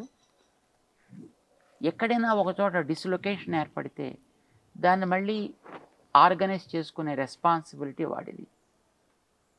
అందుకోసం వాడి పేరు విష్ణు అయింది, వ్యాపించిన వాడు. వాడు ఇన్నిటినీ కూడా లోపలుండి బయట ఉండి కూడా దీన్ని ప్రొటెక్ట్ చేస్తూ ఉంటాడు కనుక వాడి పేరు నారాయణ అయింది. So whatever the names that you give, like Vasudeva, Narayana, Vishnu, Govinda, these are not different entities but different aspects of one reality. Okay. Govinda అంటే గోవుల్ని కాచేవాడు కృష్ణుడు అని అర్థం కాదు. ఓకే. గోవింద అంటే నువ్వు మాట్లాడేటటువంటి మాటలకి ఒక క్రమ పద్ధతిని ఇచ్చేవాడు కూడా గోవింద. Okay, right? గో అంటే భూమి అని కూడా అర్థం ఉంది. భూమిని ప్రొటెక్ట్ చేసినటువంటి వాడు కూడా గోవిందుడే. ఓకే. యాక్చువల్లీ అక్కడ మనకి కృష్ణావతారంలో కూడా ఆయన గోవిందుడు అన్నప్పుడు గోవులని కాపాడినవాడు, గోపకులని కాపాడినవాడు, పర్వతాన్ని ఎత్తి రక్షించినవాడు, ఇవన్నీ అక్కడ మనకు కనిపిస్తున్నాయి. సో గో అంటే భూమి అని అర్థం కనుక వింద్ అంటే ప్రొటెక్టర్ అని అర్థం. గోవింద భూమిని ప్రొటెక్ట్ చేశాడు. ఒకనాడు భూమి డిస్లొకేట్ అయితే దాన్ని రీఆర్గనైజ్ చేసి దాన్ని ప్రొటెక్ట్ చేశాడు కనుక ఆయన పేరు గోవిందుడు అయింది. ఆవేళ వరాహ రూపంలో ఆయన ప్రొటెక్ట్ చేశాడు దాన్ని. అది మనకి స్పష్టంగా తెలియడం కోసం భూదేవి ఆవిడని ఉద్ధరించాడు. భూమిలో కూడా ఒక రకమైనటువంటి లైఫ్ ఉంది. ఎందుకంటే లైఫ్ లేని ఉత్తమట్టి కాదు భూమి అంటే, దాంట్లో కూడా లైఫ్ ఉంది. అయితే ఆ లైఫ్ ప్రకటన అనేటటువంటిది ఎట్లా జరుగుతుంది అనేది రకరకాలుగా డిపెండ్ అయి ఉంటుంది. ఇప్పుడు మనిషిలో లైఫ్ ప్రకటన అంటే వీడి యొక్క హావభావ చేష్టల ద్వారా అవుతుంది. చెట్టులో లైఫ్ ప్రకటన అనేది అందులోంచి వచ్చేటటువంటి ఆకులు, పువ్వులు, కాయల ద్వారా ప్రకటన అవుతుంది. భూమిలో ఉండే లైఫ్ ప్రకటన ఎట్లా జరుగుతుంది? ఎక్కడైనా భూమి వచ్చి హాయ్ అని మాట్లాడుతుందా? మాట్లాడుతుందా? మరి లేదు భూమి కదులుతుందా? కదిలితే దానికి ఎర్త్క్వేక్ అని పేరు పెట్టారు. అది ప్రమాదం. సో మరి భూమి యొక్క ప్రకటన ఎట్లాగా తన లైఫ్ని అంటే ఇన్ని కోట్ల జీవరాశులకి కావాల్సింది ఏదో అది అందిస్తుంది. సో జీవరాశి యొక్క ఉనికికి కారణమై జీవరాశి యొక్క బ్రతుకుకి కారణమైన దాంట్లో జీవం లేదు అని మనం అనలేము. సో భూమిలో కూడా జీవం ఉంది. ఈ జీవాన్ని నిరూపించడం కోసం దానికి భూదేవి అన్నారు. సో ఈ భూదేవి పైకి ఉద్ధరించిన తర్వాత చాలా భయపడిపోయింది. సో ఆ భయపడిపోయినప్పుడు ఆ భూదేవిని కాస్త ఓదార్చాడు ఆయన వరాహ రూపంలో. కానీ ఆ ఓదార్చిన తర్వాత ఇంకా ఆవిడకి కొంత సెటిల్ అవ్వడానికి టైం పడుతుంది కనుక ఆవిడతోటే తను ఉండాలి అని అనుకున్నాడు కొంతకాలం. అనుకుని ఆయన రావడం మనకి వరాహ పురాణం చెప్తుంది ఈ విషయాన్ని గురించి. భూమిని ఉద్ధరించిన తర్వాత ఎక్కడ ఉండాలి తను అని ఆలోచించుకున్నా అటు ఉత్తరం నుంచి అంటే ప్రాబబ్లీ హిమాలయాల వైపు నుంచి ఆయన ఇలాగా దక్షిణంగా ఇన్ని యోజనాల దూరం వచ్చి తూర్పు సముద్రం దాకా వచ్చి తూర్పు సముద్రం దగ్గర నుంచి పశ్చిమానికి ఇన్ని యోజనాల దూరంలో ఉండేటటువంటి కొన్ని కొండల్లో ఒక స్థానాన్ని ఏర్పరచుకొని ఇక్కడ నేను ఉంటా అని అనుకున్నాడు. అది ఇప్పుడు ఇవాళ తిరుమల కొండ అయింది. లాటిట్యూడ్ అండ్ ఆల్టిట్యూడ్ అని చాలా చక్కగా ఇచ్చింది మనకి పురాణం ఆశ్చర్యకరంగా. ఇప్పుడు మనం ఈవేళ దాని లాటిట్యూడ్ ఆల్టిట్యూడ్ మనం అంటున్నాం దాన్ని, కానీ వాడు దాంట్లో చాలా చక్కగా చెప్పారు ఆ విషయాన్ని. ఇన్ని యోజనాల దక్షిణం అక్కడి నుంచి ఇన్ని యోజనాల పశ్చిమానికి వెళ్ళి ఇక్కడ నేను ఉంటాను అనుకున్నాడు ఆయన. అది ఒక కాలంలో probably a few crores of years before. అయితే ఆ ఉండడం అనేటటువంటిది ఎలా ఉండాలి? మామూలుగా మనలాగా నడిచే కదిలే రూపం అయితే దానికి ఒక date of birth date of departure కావాలి. సో అలా కాకుండా ఉండాలి అంటే ఇలాంటి ఫామ్ పనికిరాదు. ఇప్పుడు భూమి తనలో ఉండే ప్రాణశక్తిని రాయిలాగా కూడా ప్రకటిస్తుంది, పర్వతాల్లా కూడా ప్రకటిస్తుంది. సో పర్వతాల్లో సంబంధించిందే రాయికి సంబంధించిందే విగ్రహం కూడా కనుక సో విగ్రహ రూపాన్ని ధరించాడు. భూమాత కలిగిన ఆవేదనని భయాన్ని ఆవిడికి కాస్త ఓదారుస్తూ కూడా ఉండడం కోసం వచ్చిన ఆ వరాహస్వామి ఉన్నటువంటి స్థానం తిరుపతి అయింది. అది అక్కడ ఆయన విగ్రహ రూపంలో ఉండిపోయాడు. శాశ్వతంగా ఉండాలి అంటే ఒక శిలాకృతిలో ఉండాలి. అయితే మనకు దృష్ట్యా శిల అంటే ప్రాణం లేని వస్తువు అని మనకు అనిపిస్తుంది, కానీ బట్ దానికి కూడా ఒక రకమైనటువంటి చైతన్య శక్తి ఉంటుంది దాంట్లోనూ. అలాగే మన యాటమ్స్లో ఉండే మన movements of the electrons, neutrons and protons చూస్తుంటాం కదా. సో అది ఉండేటప్పుడు ఆ చైతన్యం లేదని మన దేనిలోనూ కూడా అనడానికి అవకాశం లేదు. సో అలాగా ఆయన వరాహ రూపంగా ఉన్నాడు, భూమిని ఉద్ధరించాడు కనుక ఆయన గోవిందుడు అయ్యాడు. ఆయన అవసరాన్ని బట్టి ఆయన అనేక రూపాలు ధరిస్తూ ఉంటాడని మనకు తెలుసును. వాటికే మన అవతారాలు అని పేరు పెట్టాం. సో అది వరాహ అవతారమా, నరసింహ అవతారమా, రామావతారమా, కృష్ణావతారమా, ఒక్కొక్క సమయానికి సందర్భానికి తగ్గట్టుగా ధరించే రూపాలు అవతారాలు అని మనం అంటాం. అట్లాగా ధరించిన రూపం తర్వాత అది కృష్ణావతారం. అది మనకి కొంచెం దగ్గరది. ఆ కృష్ణావతారంలో కూడా అప్పుడుండే సన్నివేశాలను బట్టి తానే ఈ వెంకటేశ్వరుడిగా వస్తానని, యశోదాదేవి ఒకళ్ళ మాతగా వస్తుంది అనేటటువంటి దాన్ని బట్టి మనకు వాళ్ళు చెప్పారు. అంటే వాళ్ళే ఎగ్జాక్ట్గా వచ్చారా, ఒకళాదేవిగా యశోదాదేవియే మళ్ళీ వచ్చిందా అంటే కృష్ణుడికి తాను తల్లిగా ఉండి అంత ఉపచారాలు చేసిన ఆమె మళ్ళీ పుట్టుక ఉంటుందా అనేది అలా పక్కన పెట్టి తాను చేసినటువంటి సేవలని బట్టి ఒకళమాలిక వెంకటేశ్వరుడికి చేసిన సేవల్ని బట్టి ఆవిడ యశోదా స్థానంలో ఆవిడని భావన చేశారు. ఓకే. తర్వాత వెంకటేశ్వర స్వామి వారి కింద వచ్చినప్పుడు కూడా ఆయనకి సాక్షాత్ ఆయనే వస్తుండేవాడు ఆయా సందర్భాల్లో ఆయా సమయాల్లో. ఒకనాడు తాను వచ్చి విగ్రహ రూపంలో అక్కడ ఉండిపోయిన తర్వాత తర్వాత తపస్సులు చేసేటువంటి వాళ్ళ యొక్క కోరికలు తీర్చడం కోసమని తాను అనేకసార్లు అక్కడికి వెళ్ళడం జరిగింది అనేది మనకి పురాణం చెప్తోంది. అలా వచ్చి వెళ్ళేటటువంటి స్థానంగా మనకి తిరుమల కొండ ఏర్పడింది అనేది చెప్తారు. ఆ పేరు వెంకటేశ్వరుడు అనేది పేరు ఆయన తర్వాత వచ్చింది. అసలు ఆయన పేరు శ్రీనివాసుడు. ఆయనకి ఆ పర్వతానికి పేరు వెంకటాద్రి అని పేరు. ఎందుకంటే ఆయన తెచ్చుకున్న పర్వతం అది. ఆయన ఇక్కడికి రావడానికి తన స్థానం నుంచి తెచ్చుకున్న పర్వతం కనుక అది పాపరాశిని తొలగించే పర్వతమైంది. అది వెంకట అయింది అనమాట. ఆ పర్వతం వెంకటాద్రి అయింది. దానికి ఆయన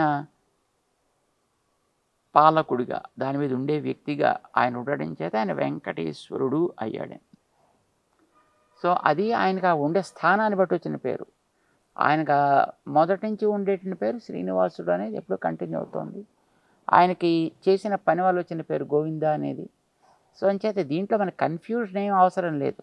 ఓకే, ఇప్పుడు గోవిందుడు, వెంకటేశ్వరుడు, కృష్ణుడు, అంతకుముందు రాముడు, అంతకుముందు వరాహ స్వరూపము, ఇవన్నీ ఒక కాలచక్రంలో ఏర్పడ్డ అవసరాలను తీర్చడానికి తను ధరించినటువంటి అనేక రూపాలు.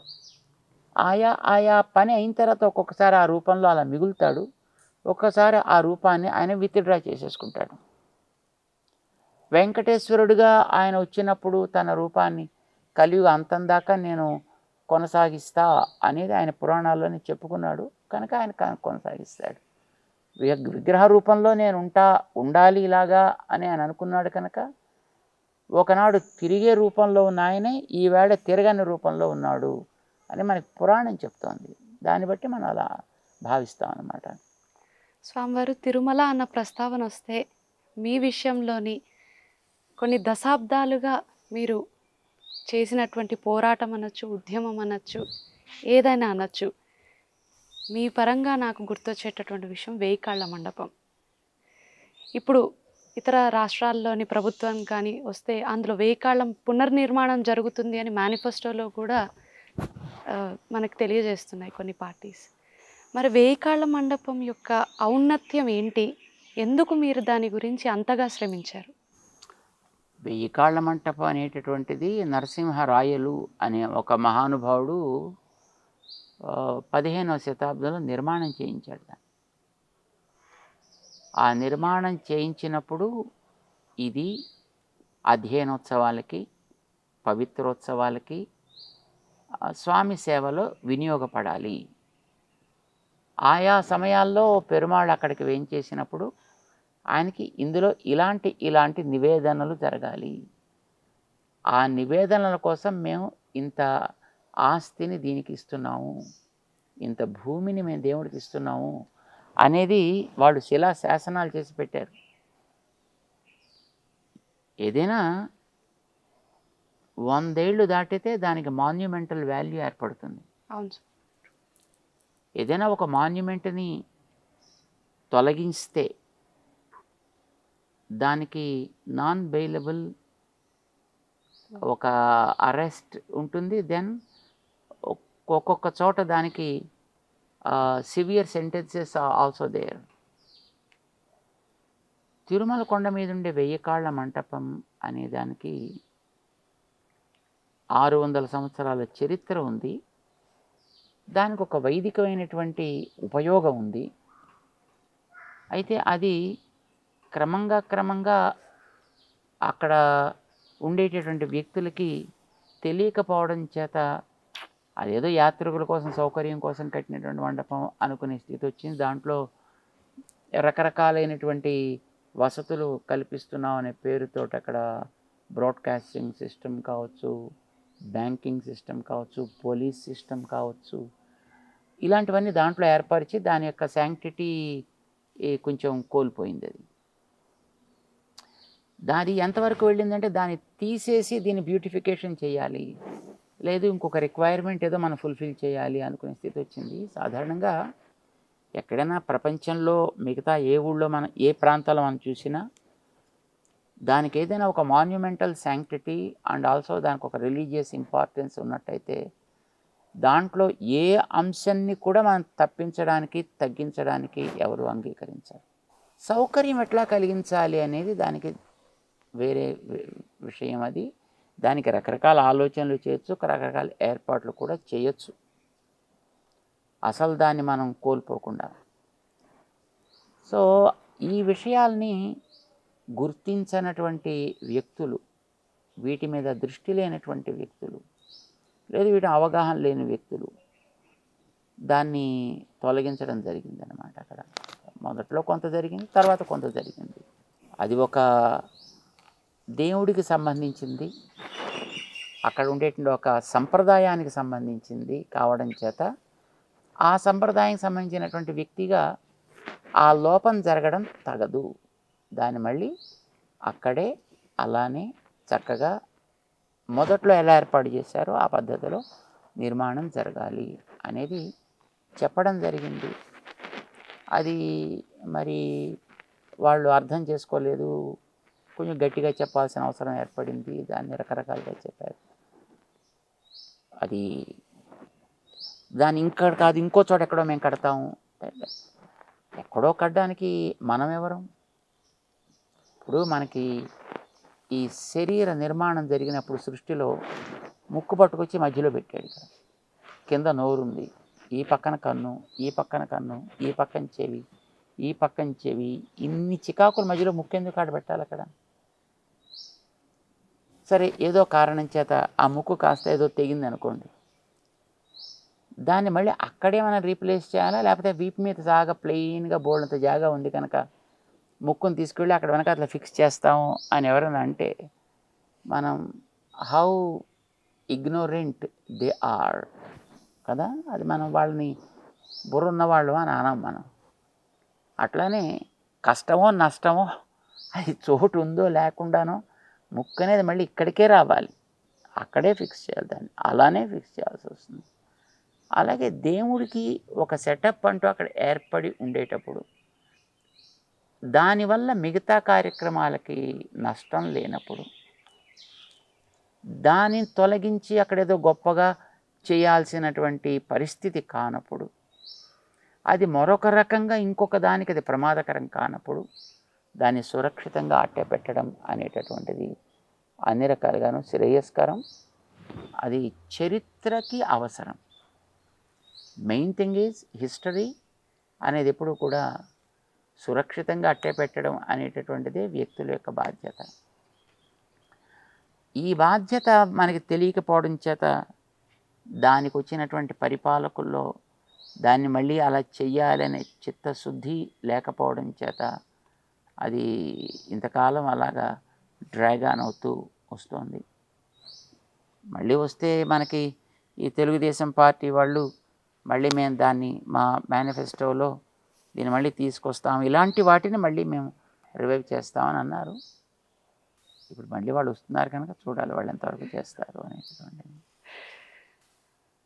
చేస్తారనే బహుశా మేము ఆశిస్తాం. స్వామివారు social, economical and political equality గురించి అవగాహన ఉంది, కానీ 1000 సంవత్సరాల క్రితమే స్పిరిచువల్ ఈక్వాలిటీ గురించి కూడా మాట్లాడినటువంటి గొప్ప వ్యక్తి భగవద్ రామానుజాచార్యుల వారు.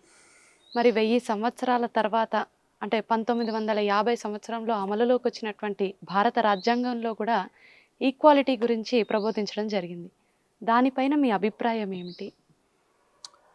అసలు సమాజంలో ఈక్వాలిటీ ఉందంటారా? Social, economical, cultural equality and spiritual equality పదాలని మనం కొంచెం ఆలోచించాల్సి వస్తుంది. Equality is a nice word, సమతా భావన అనేటటువంటిది. ఎప్పుడైనా సమత అనేది ఎక్కడుంటుంది అనేది ముందర మనం గుర్తించాల్సిన అవసరం ఉంది. ఎలా ఉండాలి అని మనం గుర్తించాల్సిన అవసరం ఉంది.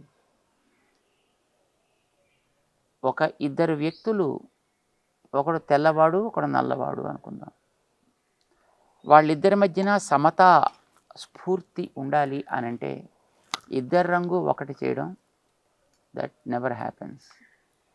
ఇద్దరి సైజులు ఒకటి చేయడం కూడా ఎప్పుడూ జరగదు. ఇద్దరి అలవాట్లని ఒకటి చేయడం కూడా సాధ్యం కాదు.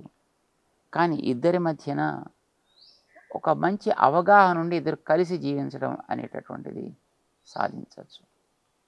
ఒకటి కష్ట సుఖాల్లో ఒకటి పాల్గొగలగడం, ఒకటి అవసరాలని మరొకడు దానికి ఫుల్ఫిల్ చేయగలగడం, ఇలాంటివి తప్పకుండా చేయొచ్చు. దాన్నే మనం ఈక్వాలిటీ అంటాం. సమాజంలో సోషల్ ఈక్వాలిటీ అంటే సమాజంలో ఉండేటటువంటి మొత్తం అన్ని వర్గాలు తీసేసి ఇప్పుడు కొన్నిటికి పేరు పెట్టే కులాలు, జాతులు, మతాలు ఇలా పేర్లు పెట్టారు. వీటన్నిటిని మొత్తం మేము ఏకం చేస్తాము అని ఎవడేనంటే వాడిని బుర్ర లేనివాడు అని అంటాం మనం. పుట్టుకతోటి శారీరకమైనటువంటి రకరకాల నిర్మాణాలు ఉన్నాయి. ఏ నిర్మాణం ఆ రకంగానే ఉంటుంది. వాటన్నిటిని ఈక్వలైజ్ చేసేటటువంటి స్థితి అనేది ఎప్పుడు ఉండదు. ఎవడైనా అలా చేస్తాను అని అంటే వాడు వినేవాళ్ళ చెవుల్లో పూలు పెడుతున్నాడు అని అర్థం. కులాలు, జాతులు కూడా అంతే. నేను ఈ కులాలు తీసేస్తా, కులరహిత సమాజాన్ని నిర్మిస్తా, జాతిరహిత సమాజాన్ని నిర్మిస్తా, ఇలాంటి కబుర్లు ఎవడని చెప్పాడంటే బహుశా వాడు వినేవాళ్ళ యొక్క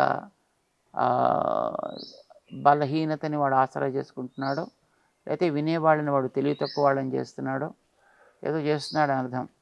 సమాజంలో అలాంటివి ఎప్పుడు కూడా పోకూడదు.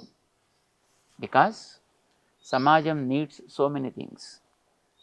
సమాజానికి కార్పెంటరీ కావాలి, గోల్డ్ ఆర్ బ్లాక్ స్మిత్స్ కావాలి, మరి ప్లంబింగ్ కావాలి, శానిటేషన్ కావాలి, క్లీనింగ్ కావాలి, వీవర్స్ కావాలి, సైంటిస్ట్ కావాలి, మరి మానసికమైనటువంటి ఇబ్బందులు వస్తే వాటిని సరిచేసేటటువంటి వ్యక్తులు కావాలి. All these are requirements what we call as different కులాస్. వీటన్నిటిని మేము ఏకం చేస్తామని ఎవడనంటే వాడిని పిచ్చోడు అంటాం కదా వాడిని. సో ఫిజికల్ స్ట్రక్చర్లో ఈక్వాలిటీ అనేటటువంటిది ఇట్ నెవర్ హ్యాపెన్స్. దాంట్లో డిఫరెన్సెస్ అని ఉంటే ఒకడు పొడుగోడు, ఒకడు పుట్టాడు. ఒరే నువ్వు పొట్టిగా ఎందుకు ఉన్నావురా వెధబాయ్ లే అని వాడు కాలు తల పట్టుకొని సాగదీస్తే పోయి ఊరుకుంటాడు. వాడు పొడుగ్గా ఉన్నాడు, ఎందుకు నువ్వు ఇంత పొడుగు ఎదిగా దిగు కిందకి అంటే వాడు కబంధుడు అవుతాడు వాడు.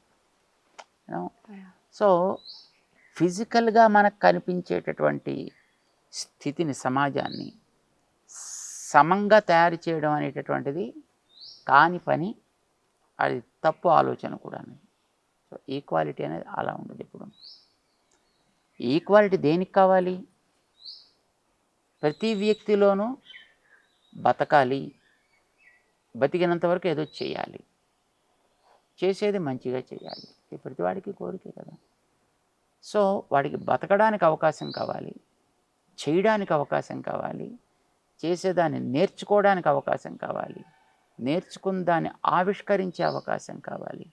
వాడు చేసినటువంటి వాటిని సమంగా వాడు అందించదలుచుకున్న చోటికి అందించగలిగే అవకాశాల్లో వాడికి ఎప్పుడు కూడా లోపం లేకుండా చేయాలి. ఐ థింక్ అది చేయగలిగితే దట్ ఈస్ ది ఈక్వాలిటీ. పట్టణాల్లో ఉండేటువంటి వాడికి ఒక విషయగ్రహణ కోసం ఎంత అవకాశం కలిగిస్తున్నామో, మారుమూల అడవుల్లో ఉండే వాడికి కూడా విషయగ్రహణకి, అలాంటి విషయగ్రహణకి అంత అవకాశం వాడికి కలగాలి. ఇక్కడ పట్టణాల్లో ఉండేటటువంటి ఈ హైఫై స్కూల్స్లో చదువుకుని కోట్లు ఖర్చు పెట్టేవాడికంటే వాడు ఇంకా ఫాస్ట్గా గ్రహించగలిగిన వాడు కావచ్చు, కానీ వాడికి అవకాశాలు లేవు. Because is in the forest, వాడికి రీచబిలిటీ లేదు. అక్కడ ఉండేటటువంటి వ్యక్తికి కూడా ఇంత విజ్ఞానాన్ని ఆర్జించగలిగే, వాడిలో ఉండే సామర్థ్యాన్ని ఆవిష్కరించగలిగే, వాడు ఆవిష్కరించే దాన్ని 10 మందికి కూడా అందించగలిగేటటువంటి అవకాశాల్లో ఏ కొరత లేకుండా చేయగలిగితే that is the real equality. ఇది రామానుజుల వారు చేసింది 1000 ఏళ్ల క్రితం. కుల నిర్మూలన చేస్తాననలే, కానీ కులాన్ని పట్టుకుని దాంతో రాజకీయాలు సాధిద్దామని ఆయన అనుకోలేదు. ఏ కులానికైనా నీకు సమాజంలో సవ్యంగా బ్రతకగలిగేటటువంటి రైట్ ఉంది. నీ రైట్ నువ్వు నిరూపించుకోవడానికి కావాల్సిన అవకాశాలు నీకు కావాలి. కమాన్, వి విల్ ప్రొవైడ్ దామ్. చేత సమాజంలో అడుగు పెట్టడానికే వీల్లేదు అనుకునేటువంటి హరిజన్స్ని కూడా సమాజంలోకి వారు తీసుకురాగలిగారు. వాళ్ళకు కూడా నీకు మంత్రం తెలుసుకొని దాన్ని నువ్వు మనస్సుని మంచిగా మలుచుకోగలిగే అవకాశం ఉంది, మంత్రాన్ని ఇచ్చారు. దైవం దగ్గర ఏదో ఒక రకమైనటువంటి సేవ, నీకు తగినటువంటి సేవ. అందరికీ ఒకే రకమైన సేవలు ఎప్పుడు ఉండవు. యూనో, వండేవాడు ఒకడు ఉంటాడు, తినేవాడు ఒకడు ఉంటాడు, పాత్రలు కడిగేవాడు ఒకడు ఉంటాడు, వేస్ట్ను ఉపయోగించేవాడు ఒకడు ఉంటాడు. ఎవడి పని వాడు చేయాలి, కానీ ఎవడి డిగ్నిటీ వాడికి ఉండాలి. నువ్వు ఈ పని చేస్తున్నావు కనుక నువ్వు గొప్పవాడివి, ఈ పని చేస్తున్నావు కనుక నువ్వు తక్కువ వాడివి అనేటటువంటి సంకుచితత్వం పోవాలి. వాడి యొక్క స్థాయి ఏదైనప్పటికీ కూడా సమాజంలో ఒక మానవుడిగా వాడికి ఇచ్చే గౌరవాన్ని వాడికి ఇవ్వాలి, వాడికి ఇచ్చే ఆపర్చునిటీస్ని వాడికి ఇవ్వాలి. There should not be any kind of restrictions. ఇది ఈక్వాలిటీ. అది చేశారు రామానుజుల వారు ఆ రోజుల్లో. వాడు ఒక చతుర్థ వర్ణస్థుడైన, బ్రాహ్మణుడైన, అబ్రాహ్మణుడైన, హరిజనైన, గిరిజనైన వాడికి ఉండేటటువంటి శక్తిని, యుక్తిని, భక్తిని వాడు వాడడంలో ఏ రకమైనటువంటి అవరోధాలు లేకుండా అవకాశాన్ని ఓపెన్ చేసి పెట్టగలిగారు. అందుకోసం వారు సమతామూర్తి అయ్యారు. Became the statue of equality. ఆ రోజులు అలాంటివి చేయడం చాలా కష్టంగా ఉండేది. ఆ రోజు ఈ రోజుల్లోనూ కూడా అలాంటి కష్టాలు ఉన్నాయి. ఈ రోజుల్లో ఇంకా ఎక్కువ కష్టాలు ఉన్నాయి నిజానికి. ఆ రోజుల్లో అలాంటివి ఏమైనా చేస్తే అది రాజకీయంగా కూడా చాలా ప్రమాదకరం, సామాజికంగా ప్రమాదకరంగా ఉండేది, రాజకీయంగానూ ప్రమాదకరంగా ఉండేది. బట్ వాటిని వారు దాటగలిగారు, వాళ్ళకి అవకాశాన్ని ఓపెన్ చేయగలిగారు, ఆనాడు ఉండే పాలకుల చేత కూడా చేయించగలిగారు. అది ఈ రోజుల్లో కేవలం మాటలకి పరిమితమైపోయి చేయడానికి వీలు పడనటువంటి వ్యక్తుల్లో మేము మత నిర్మూలన, లేకపోతే ఈ వర్ణ నిర్మూలన, వర్గ నిర్మూలన ఇలాంటి మాటలు మాట్లాడుతున్నారు. నిర్మూలన చేయడానికి నువ్వెవడో, అసలు నువ్వు తీసుకొచ్చిన దాన్ని నువ్వు నిర్మూలన చేయలేవు. అండ్ దాన్ని మళ్ళీ నిర్మూలన చేస్తాడు. ఇందాక చెప్పుకున్నాం కదా మనం, ఏదో రంగులు ఉన్నాయి, ఒకడు తెల్లగా పుట్టాడు, ఒకడు నల్లగా పుట్టాడు, ఒకడు చామంచాయలో పుట్టాడు. నువ్వు రంగులని మార్చేసి ఈక్వల్గా వాడికి అందరి రంగులు వచ్చేట్టుగా చేయి. That's impossible. సో ఇవన్నీ కూడా impractical but alluring and mesmerising words. దీన్ని వాడుకుంటున్నారు లాభదాయకంగాను, సమాజాన్ని నాశనం చేస్తున్నారు అన్నమాట చాలామంది రాజకీయాలు అనేటువంటి పేరుతోటి. సో రామానుజుల వారు దానికి అతీతంగా పనిచేశారు. ఆయన స్పిరిచువల్ ఈక్వాలిటీ అని అనలా. Okay, equality with regard to spirituality also is something different. నీలో కలిగే ఎమోషన్స్ని కంట్రోల్ చేయడానికి నీకు ఏదైనా వెనకాతలో ఒక తత్వం కావాలి. ఆ తత్వం నీకు మతం అయితే ఆ మతంతో నీ ఎమోషన్స్ని కంట్రోల్ చేసుకో, 10 మందికి ఉపయోగపడు. 10 మందిని నాశనం చేయడానికి నీ మతం పనికొచ్చిందంటే ఆ మతం ప్రమాదకరం. That becomes terrorism. అలాంటి దాన్ని అణచాల్సినటువంటి బాధ్యత అందరికీ ఉంటుంది.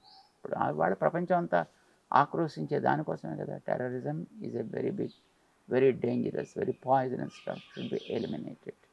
That's true.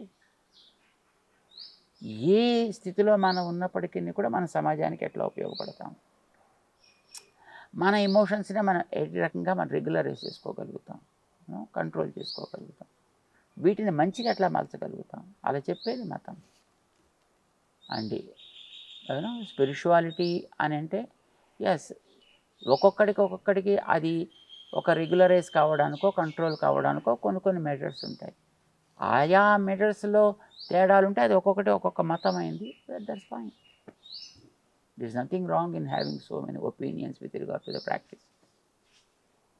ఆ పరస్పరం ఒకదానొకటి కలహించుకుని ఒకదాన్నొకటి అణచే ప్రయత్నం చేస్తే అది ప్రమాదం తప్ప, లేనంతవరకు దే కెన్ బి ఎంకరేజ్డ్. కులాలేనా అంతే. కులాలంటే ముఖ్యంగా వృత్తులు. సో ఆయా వృత్తి నీకు సమాజానికి ఉపయోగపడేట్టుగా ఉంటే దాన్ని ఎంకరేజ్ చేయి. స్కిల్ ప్రమోట్ చేయగలిగితే దాన్ని ఎంకరేజ్ చేయి. స్కిల్ని అది ప్రమాదకరంగా నాశనం చేసి అయితే దాన్ని జస్ట్ ఎలిమినేట్ ఇట్. కులాలను ద్వేషించకు, జాతులని ద్వేషించకు, మతాలని ద్వేషించకు. వాటి మధ్య ఉండేటటువంటి అనవగాహన, వాటి మధ్య ఉండేటువంటి విద్వేషం, వాటిని దుర్వినియోగపరిచేటటువంటి భావజాలం, దాన్ని ద్వేషించాలి. స్వామివారు అర్ధపంచక జ్ఞానం అంటే ఏంటి?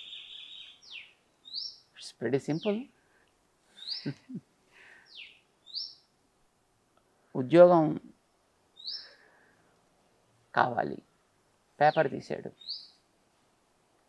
డిగ్రీ పాస్ అయిన వాళ్ళు అప్లికేషన్ పెట్టుకోవచ్చును అని ప్రకటనలో ఉంది. గ్రాడ్యుయేట్ అంటారు డిగ్రీ పాస్ అయితే కదా, గ్రాడ్యుయేట్స్ కెన్ అప్లై అని ఇచ్చేవాడు దాని ప్రకటనలో. సాధారణ గ్రాడ్యుయేట్ అంటే 3 ఏళ్ళు చదివితే గ్రాడ్యుయేట్ అవుతాడు. మనవాడు ఒక ఊళ్ళో ఉండేవాడు, వాడు 10వ తరగతిలో 3 ఏళ్ళు ఉన్నాడు. వాడు ముద్దుగా ఆ ఊళ్ళో వాళ్ళంతా వాడిని గ్రాడ్యుయేట్ అంటుండేవారు. సో వాడు పేపర్లో ప్రకటన చూశాడు, గ్రాడ్యుయేట్స్ కెన్ అప్లై అన్నారు. తను అంతా ఊళ్ళో అంతా గ్రాడ్యుయేట్ అంటున్నారు కనుక ఈ ఉద్యోగానికి నాకు కూడా ఇవ్వాల్సిందని వాడు అప్లికేషన్ పెట్టాడు. వస్తుంది ఆవిడకి ఉద్యోగం? రాదు. ఎందుకు రాదు? వాడికి తానెవడో తెలియదు, తను చేయాల్సినటువంటి పని ఎవడో వాడికి తెలియదు, ఎందుకు చేయాలో తెలియదు. దాన్ని అలాగా తనకి వచ్చేట్టుగా చేయగలిగిన వాడు ఎవడో తెలియదు. యూనో, సో ఇవి తెలుసుకోవడం అర్ధపంచక జ్ఞానం అంటే. నువ్వు ఏ రంగంలో ఉన్నా ఎక్కడున్నా ఏదో పొందాలని కోరిక అయితే ప్రతి వాడికి ఉంటుంది. పొందాలి పొందాలి పొందాలి, ప్రాప్తి అంటాను దాన్ని. ఈ పొందాలి అనేటటువంటి కోరిక కలిగిన ప్రతి వాడికి కూడా ఏమిటి నువ్వు పొందాలి, ఎలా నువ్వు పొందాలి, ఏం చేసి పొందాలి, పొందడానికి తగినటువంటి అర్హత నీకు ఉందా, ఎవరి ద్వారా వస్తుంది, ఇది తెలుసుకుంటే అదే అర్ధపంచక జ్ఞానం. అది దేవుడి విషయమా, మోక్షం విషయమా, ఉద్యోగం విషయమా, కుటుంబ విషయమా, సామాజిక విషయమా, ఎనీథింగ్ ఇట్ మే బి. కానీ ఈ 5 అయితే తప్పకుండా తెలుసుకోవాల్సిన అవసరం ఉంది, పొందాల్సింది కనుక. అందుకే మనకి పొందడానికి సాధనం చేయి 5 వేలు పెట్టేది. తెలుసుకోవాల్సిన 5 విషయాలు. 5 విషయాల్ని తెలుసుకుంటే అది అర్ధపంచక జ్ఞానం. పొందాల్సిన 5ంటికి సంబంధించిన తెలివి. సింపుల్. మోక్షం అనేటటువంటి ప్రస్తావన వచ్చింది కాబట్టి మీ దృష్టిలో ధర్మ ఆచరణ ఉత్తమమా, మోక్ష సాధన ఉత్తమమా? ధర్మాచరణ అంటే మంచి పని చేయడం అని అర్థం. అది ప్రతివాడికి అవసరం. మోక్షం అని అంటే దేని గురించి, దేని నుంచి? మోక్షం అంటే విడుదల అని అర్థం. విడుదల. విడుదల దేని నుంచి కావాలి? ఇప్పుడు మనం ఇక్కడ కూర్చుంటే మనం మాట్లాడుతుంటే కొంతమంది వింటున్నారు, వాళ్ళకి ఇప్పుడు మోక్షం కావాలి. ఎప్పుడు కాపుతాడు రా బాబు ఈయన, అడిగేవాడు ఎప్పుడు కాపుతుంది, అడిగే చెప్పి ఆయన ఎప్పుడు కాపుతాడు, మాకు మోక్షం ఎప్పుడు వస్తుందని వాళ్ళు వింటుంటారు. రైట్? విడుదల అని అర్థం. విడుదల దేని నుంచి కోరుకుంటున్నాం? ఇప్పుడు ఇక్కడ మనం ఈ ప్రపంచంలో బతుకుతూ ఉండడం అనేది కర్మబంధం వల్ల వచ్చింది మనకి. ఈ కర్మబంధం నుంచి నువ్వు విడుదల కోరుకుంటున్నావా, శరీర బంధం నుంచి విడుదల కోరుకుంటున్నావా, అజ్ఞాన బంధం నుంచి విడుదల కోరుకుంటున్నావా? దేని నుంచి నీకు విడుదల కావాలి? శరీరం నుంచి విడుదల కావాలంటే ఒక చిన్న టక్ మన కరెంటుని ముట్టుకుంటే ఇమీడియట్గా విడుదల వచ్చేస్తుంది. డాక్టర్ గారి దగ్గర పెడితే ఓ ఇంజెక్షన్ ఇస్తే విడుదల వచ్చేస్తుంది. You know, it's not a problem. అది శరీరం నుంచి విడుదల. కానీ బట్ శరీరం నుంచి విడుదల ఎవడో కోరుకోవడానుకుంటా. రైట్? దేని నుంచి విడుదల కోరుకుంటారు? లిమిటేషన్స్ నుంచి విడుదల కోరుకుంటారు. I want to be a limited person. My limit must be so wide. My horizon must be all over. This is what people normally aim at. Right? So, మనని పరిమితులుగా చేసేది కర్మబంధం. ఆ కర్మబంధం తొలగితే మన పరిమితులు పోతాయి. దెన్ మనం కూడా చాలా విస్తరించిన వాళ్ళం కాగలుగుతాం. సో ఆ కర్మబంధం నుంచి విడుదల కోరుకోవాలి అని అనుకున్నప్పుడు ఆ కర్మబంధం ఏమిటి, కర్మబంధం కలిగిన నేనెవరిని, నాకు ఈ కర్మబంధం ఎవరి వల్ల వచ్చింది, తొలగితే నాకేం వస్తుంది, ఇప్పుడు ఎందుకు పోవటం లేదు. There must be some kind of obstacles. So what are the obstacles that I have to overcome? ఇవి వాడు ఆలోచించుకోగలిగితే, వాడు తెలుసుకోగలిగితే వాడికి అర్థపంచక జ్ఞానం ఉన్నట్టు. ఇప్పుడు వాడికి తెలుసుకున్న తర్వాత వాడికి ఇవి తొలగితే వాడు మోక్షం పొందినట్టే. మోక్షం అంటాను దాన్ని, కర్మబంధం తొలగుట. దేవుణ్ణి పొందడం అనేది దాని తర్వాత. దేవుణ్ణి పొందడం అనేది నీకు గోల్ అయినట్టయితే పొందడానికి నువ్వెవడు, మొట్టమొదట పొందించడానికి వాడెవడు, పొందితే నీకేం వస్తుంది, ఎందుకు పొందలేకపోతున్నావు. ఇవి నీకు తెలియగలిగితే నీకు అర్ధపంచక జ్ఞానం ఉన్నట్టు. సో మొట్టమొదట మనకి we need to have a goal of what it is. దాన్ని బట్టి మనకి అర్ధపంచక జ్ఞానం అది మారుతూ ఉంటుంది. బట్ ఏ రంగంలోకి వెళ్ళినా ఈ 5ంటికి సంబంధించిన జ్ఞానం అయితే తప్పనిసరిగా ఉండి తీరాలి. దాన్ని అర్ధపంచక జ్ఞానం అంటారు. స్వామివారు ఆఖరి ప్రశ్నతో ముగించాలనుకుంటున్నాను. నేటి యువతకి మీరు ఇచ్చేటటువంటి సందేశం ఏమిటి? భారత భవితకి మీరు ఇచ్చేటటువంటి సందేశం ఏమిటి? సింపుల్గా చెప్పాలి అంటే, చెట్టును చూస్తున్నాం, నీడనిస్తుంది, గాలినిస్తుంది, ఆకులిస్తుంది, పువ్వులు ఇస్తుంది, కాయలు ఇస్తుంది. పక్షుల్ని చూస్తున్నాం, ప్రకృతికి ఏదో చేయడానికి పొద్దుంచి రాత్రి దాకా తపన పడుతుంటాయి. తెలిసి పడుతున్నాయా తెలియక పడుతున్నాయా, that's a different issue, right? కానీ వాటి కదలికల వల్ల ప్రకృతికి ఎంతో ఉపయోగం. అవి గింజలు తింటాయి, పళ్ళు తింటాయి, ఆకులు తింటాయి, కాయలు తింటాయి. ఆ వేసిన గింజల వల్ల మళ్ళీ గ్రీనరీ పెరుగుతుంది. క్రిమి కీటాదుల వల్ల మనకు ఎన్నో రకాల ఉపయోగాలు కలుగుతున్నాయి. తేనె లాంటివన్నీ మనకు దొరుకుతున్నాయి. చంద్రుడు లాంటి గ్రహాలను చూస్తున్నాం, సూర్యుడు లాంటి గ్రహాలను చూస్తున్నాం.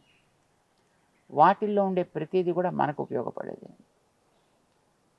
సముద్రాదుల్లో ఉండేటటువంటి నీళ్ళని, వాటి కదలికల్ని మనం గమనిస్తున్నాం. అది 10 మందికి ఉపయోగపడేది. ఏది లేకపోయినా మిగతా సమాజం నడవదు. మనిషి లేకపోతే నడవకపోయింది ఏం లేదు, రైట్? వీడు లేకపోతే ప్రకృతి అంతా బాగుంటుంది కూడా. నీళ్లు పాడవు, నేల పాడవదు, గాలి పాడవదు, చెట్లు పాడవు, పక్షులు పాడవు, పశువులు పాడవు. ఏం వీళ్ళు లేకపోతే అన్నీ బాగుంటాయి. మనం కరోనా టైంలో చూసాం, కదలికల్ని రెస్ట్రిక్ట్ చేసినప్పుడు ప్రకృతి అంతా హాయిగా సుఖంగా ఉంది. సో మనిషి లేకపోతే వచ్చే నష్టం ఏమీ లేదు ఈ ప్రకృతికి. అందుచేత నువ్వు ఉన్నప్పుడు ఈ చుట్టూ ఉండే ఇంత ప్రకృతికి, ఇన్ని ప్రాణికోట్లకి హానికరం కాకుండా నువ్వు కూడా ఉండగలిగితే అంతకంటే మనం సాధించాల్సిందే ఏం లేదు. యూనో, అంచేత యువతకి సందేశం అని అంటే, ఇన్ని ఏరియాస్ని నువ్వు గమనించినప్పుడు నీలో ఉండేటువంటి ఎనర్జీని కూడా how best you will be able to use it for the sake of others. దాన్ని నువ్వు గుర్తించగలిగితే, దానికి తగ్గట్టుగా పని చేయగలిగితే, build up a team, build up the resources, pool up the energies, how best you will be able to use it for the sake of the promotion of other things around you. Maybe it is the fauna or the flora, whatever it is, but how best you will be able to use your energies and abilities. I think that is only the way that the yuvata can contribute something to the country or the nature in general, and at the same time వాళ్ళ యొక్క ఎగ్జిస్టెన్స్ని కూడా వాళ్ళు అలా prove చేసుకోగలుగుతారు. అది చేస్తే మంచిది అనేది మా సందేశం. ఇంకొకే ఒక్క సరదా క్వశ్చన్ అడగాలనుకుంటున్నా, with your kind permission. Right. మీ ప్రవచనాలన్నీ ఒక ఎత్తు అయితే, మీరు చేసినటువంటి కార్యాలన్నీ ఒక ఎత్తు అయితే, ఐపై అనేటటువంటి ఒక పదం చాలా ప్రాచుర్యంలోకి వచ్చింది. దానిపై మీ స్పందన ఏంటి? వచ్చేసింది కదా అయిపోయి. ఇప్పుడు మనం కొత్తగా తెచ్చేది ఏం లేదు కదా. ప్రకృతిలో ఉండేటటువంటి వాటిని ఒక్కొక్కళ్ళు ఒక్కొక్క రకంగా వాడుకుంటారు. నెమలి దానికి ఉండేటువంటి వెనకాతల పుచ్ఛాన్ని, దాని తోకని అది సహజంగా కలిగి ఉంటుంది. అది అప్పుడప్పుడు ఒక్కొక్క దాన్ని అది డ్రాప్ చేస్తూ ఉంటుంది. అయితే ఆ నెమలికలు తీసుకుని కొంతమంది ట్రైబల్ వాళ్ళు దాంతో పెద్ద టోపీ తయారు చేసుకుని దానికి కిరీటం పెట్టడం, దాన్ని సరదాగా వాళ్ళు ఆడుతుంటారు. కృష్ణుడు దాన్ని ధరించాడు. కొంతమంది దాన్ని ఇంకొక రకంగా వాడుకుంటారు. ఇప్పుడు ఈ మధ్యన కొంతమంది రాజకీయ నాయకులు మాలల కింద వేయడానికి దాన్ని వాడుతున్నారు. వస్తువు ఒక విలువైనటువంటి వస్తువు, ప్రతిదీ విలువైందే. ప్రపంచంలో విలువ లేని వస్తువు అంటూ ఏదీ లేదు. Even the dirt in the drainage also is more valuable. కానీ but how people use it is all that matters. ఇప్పుడు ఆ పదం దాన్ని కొంతమంది ఫన్ కోసం వాడుకుంటున్నారు, సర్కాస్టిక్గా వాడుతున్నారు, కొంతమంది క్రిటిసిజం కోసం వాడుతున్నారు, కొంతమంది. It's okay. వాడి యొక్క సంస్కారం దానివల్ల తెలుస్తుంది. But anything is for a good cause, right? So magnanimous of you to speak such words, Swamivaru. Thank you so much. I take it as an honor, a privilege. Thank you so much, Swamivaru, for giving me this opportunity and your valuable time. జై శ్రీమన్నారాయణ. చాలా సంతోషం. అందరూ మంచిగా ఉండాలని కోరుకుంటాం, మంచి పనులు చేయాలని కోరుకుంటాం. జై శ్రీమన్నారాయణ. ఆనాటి తరానికి, నేటి యువతకు, రేపటి భవితకు స్ఫూర్తిదాత అయినటువంటి శ్రీ శ్రీ శ్రీ చిన్నజీయర్ స్వామి వారి మంగళాశాసనాలు ఎల్లవేళలా మనపై ఇలాగే ఉంటుందని మనస్ఫూర్తిగా కోరుకుంటూ జై శ్రీమన్నారాయణ.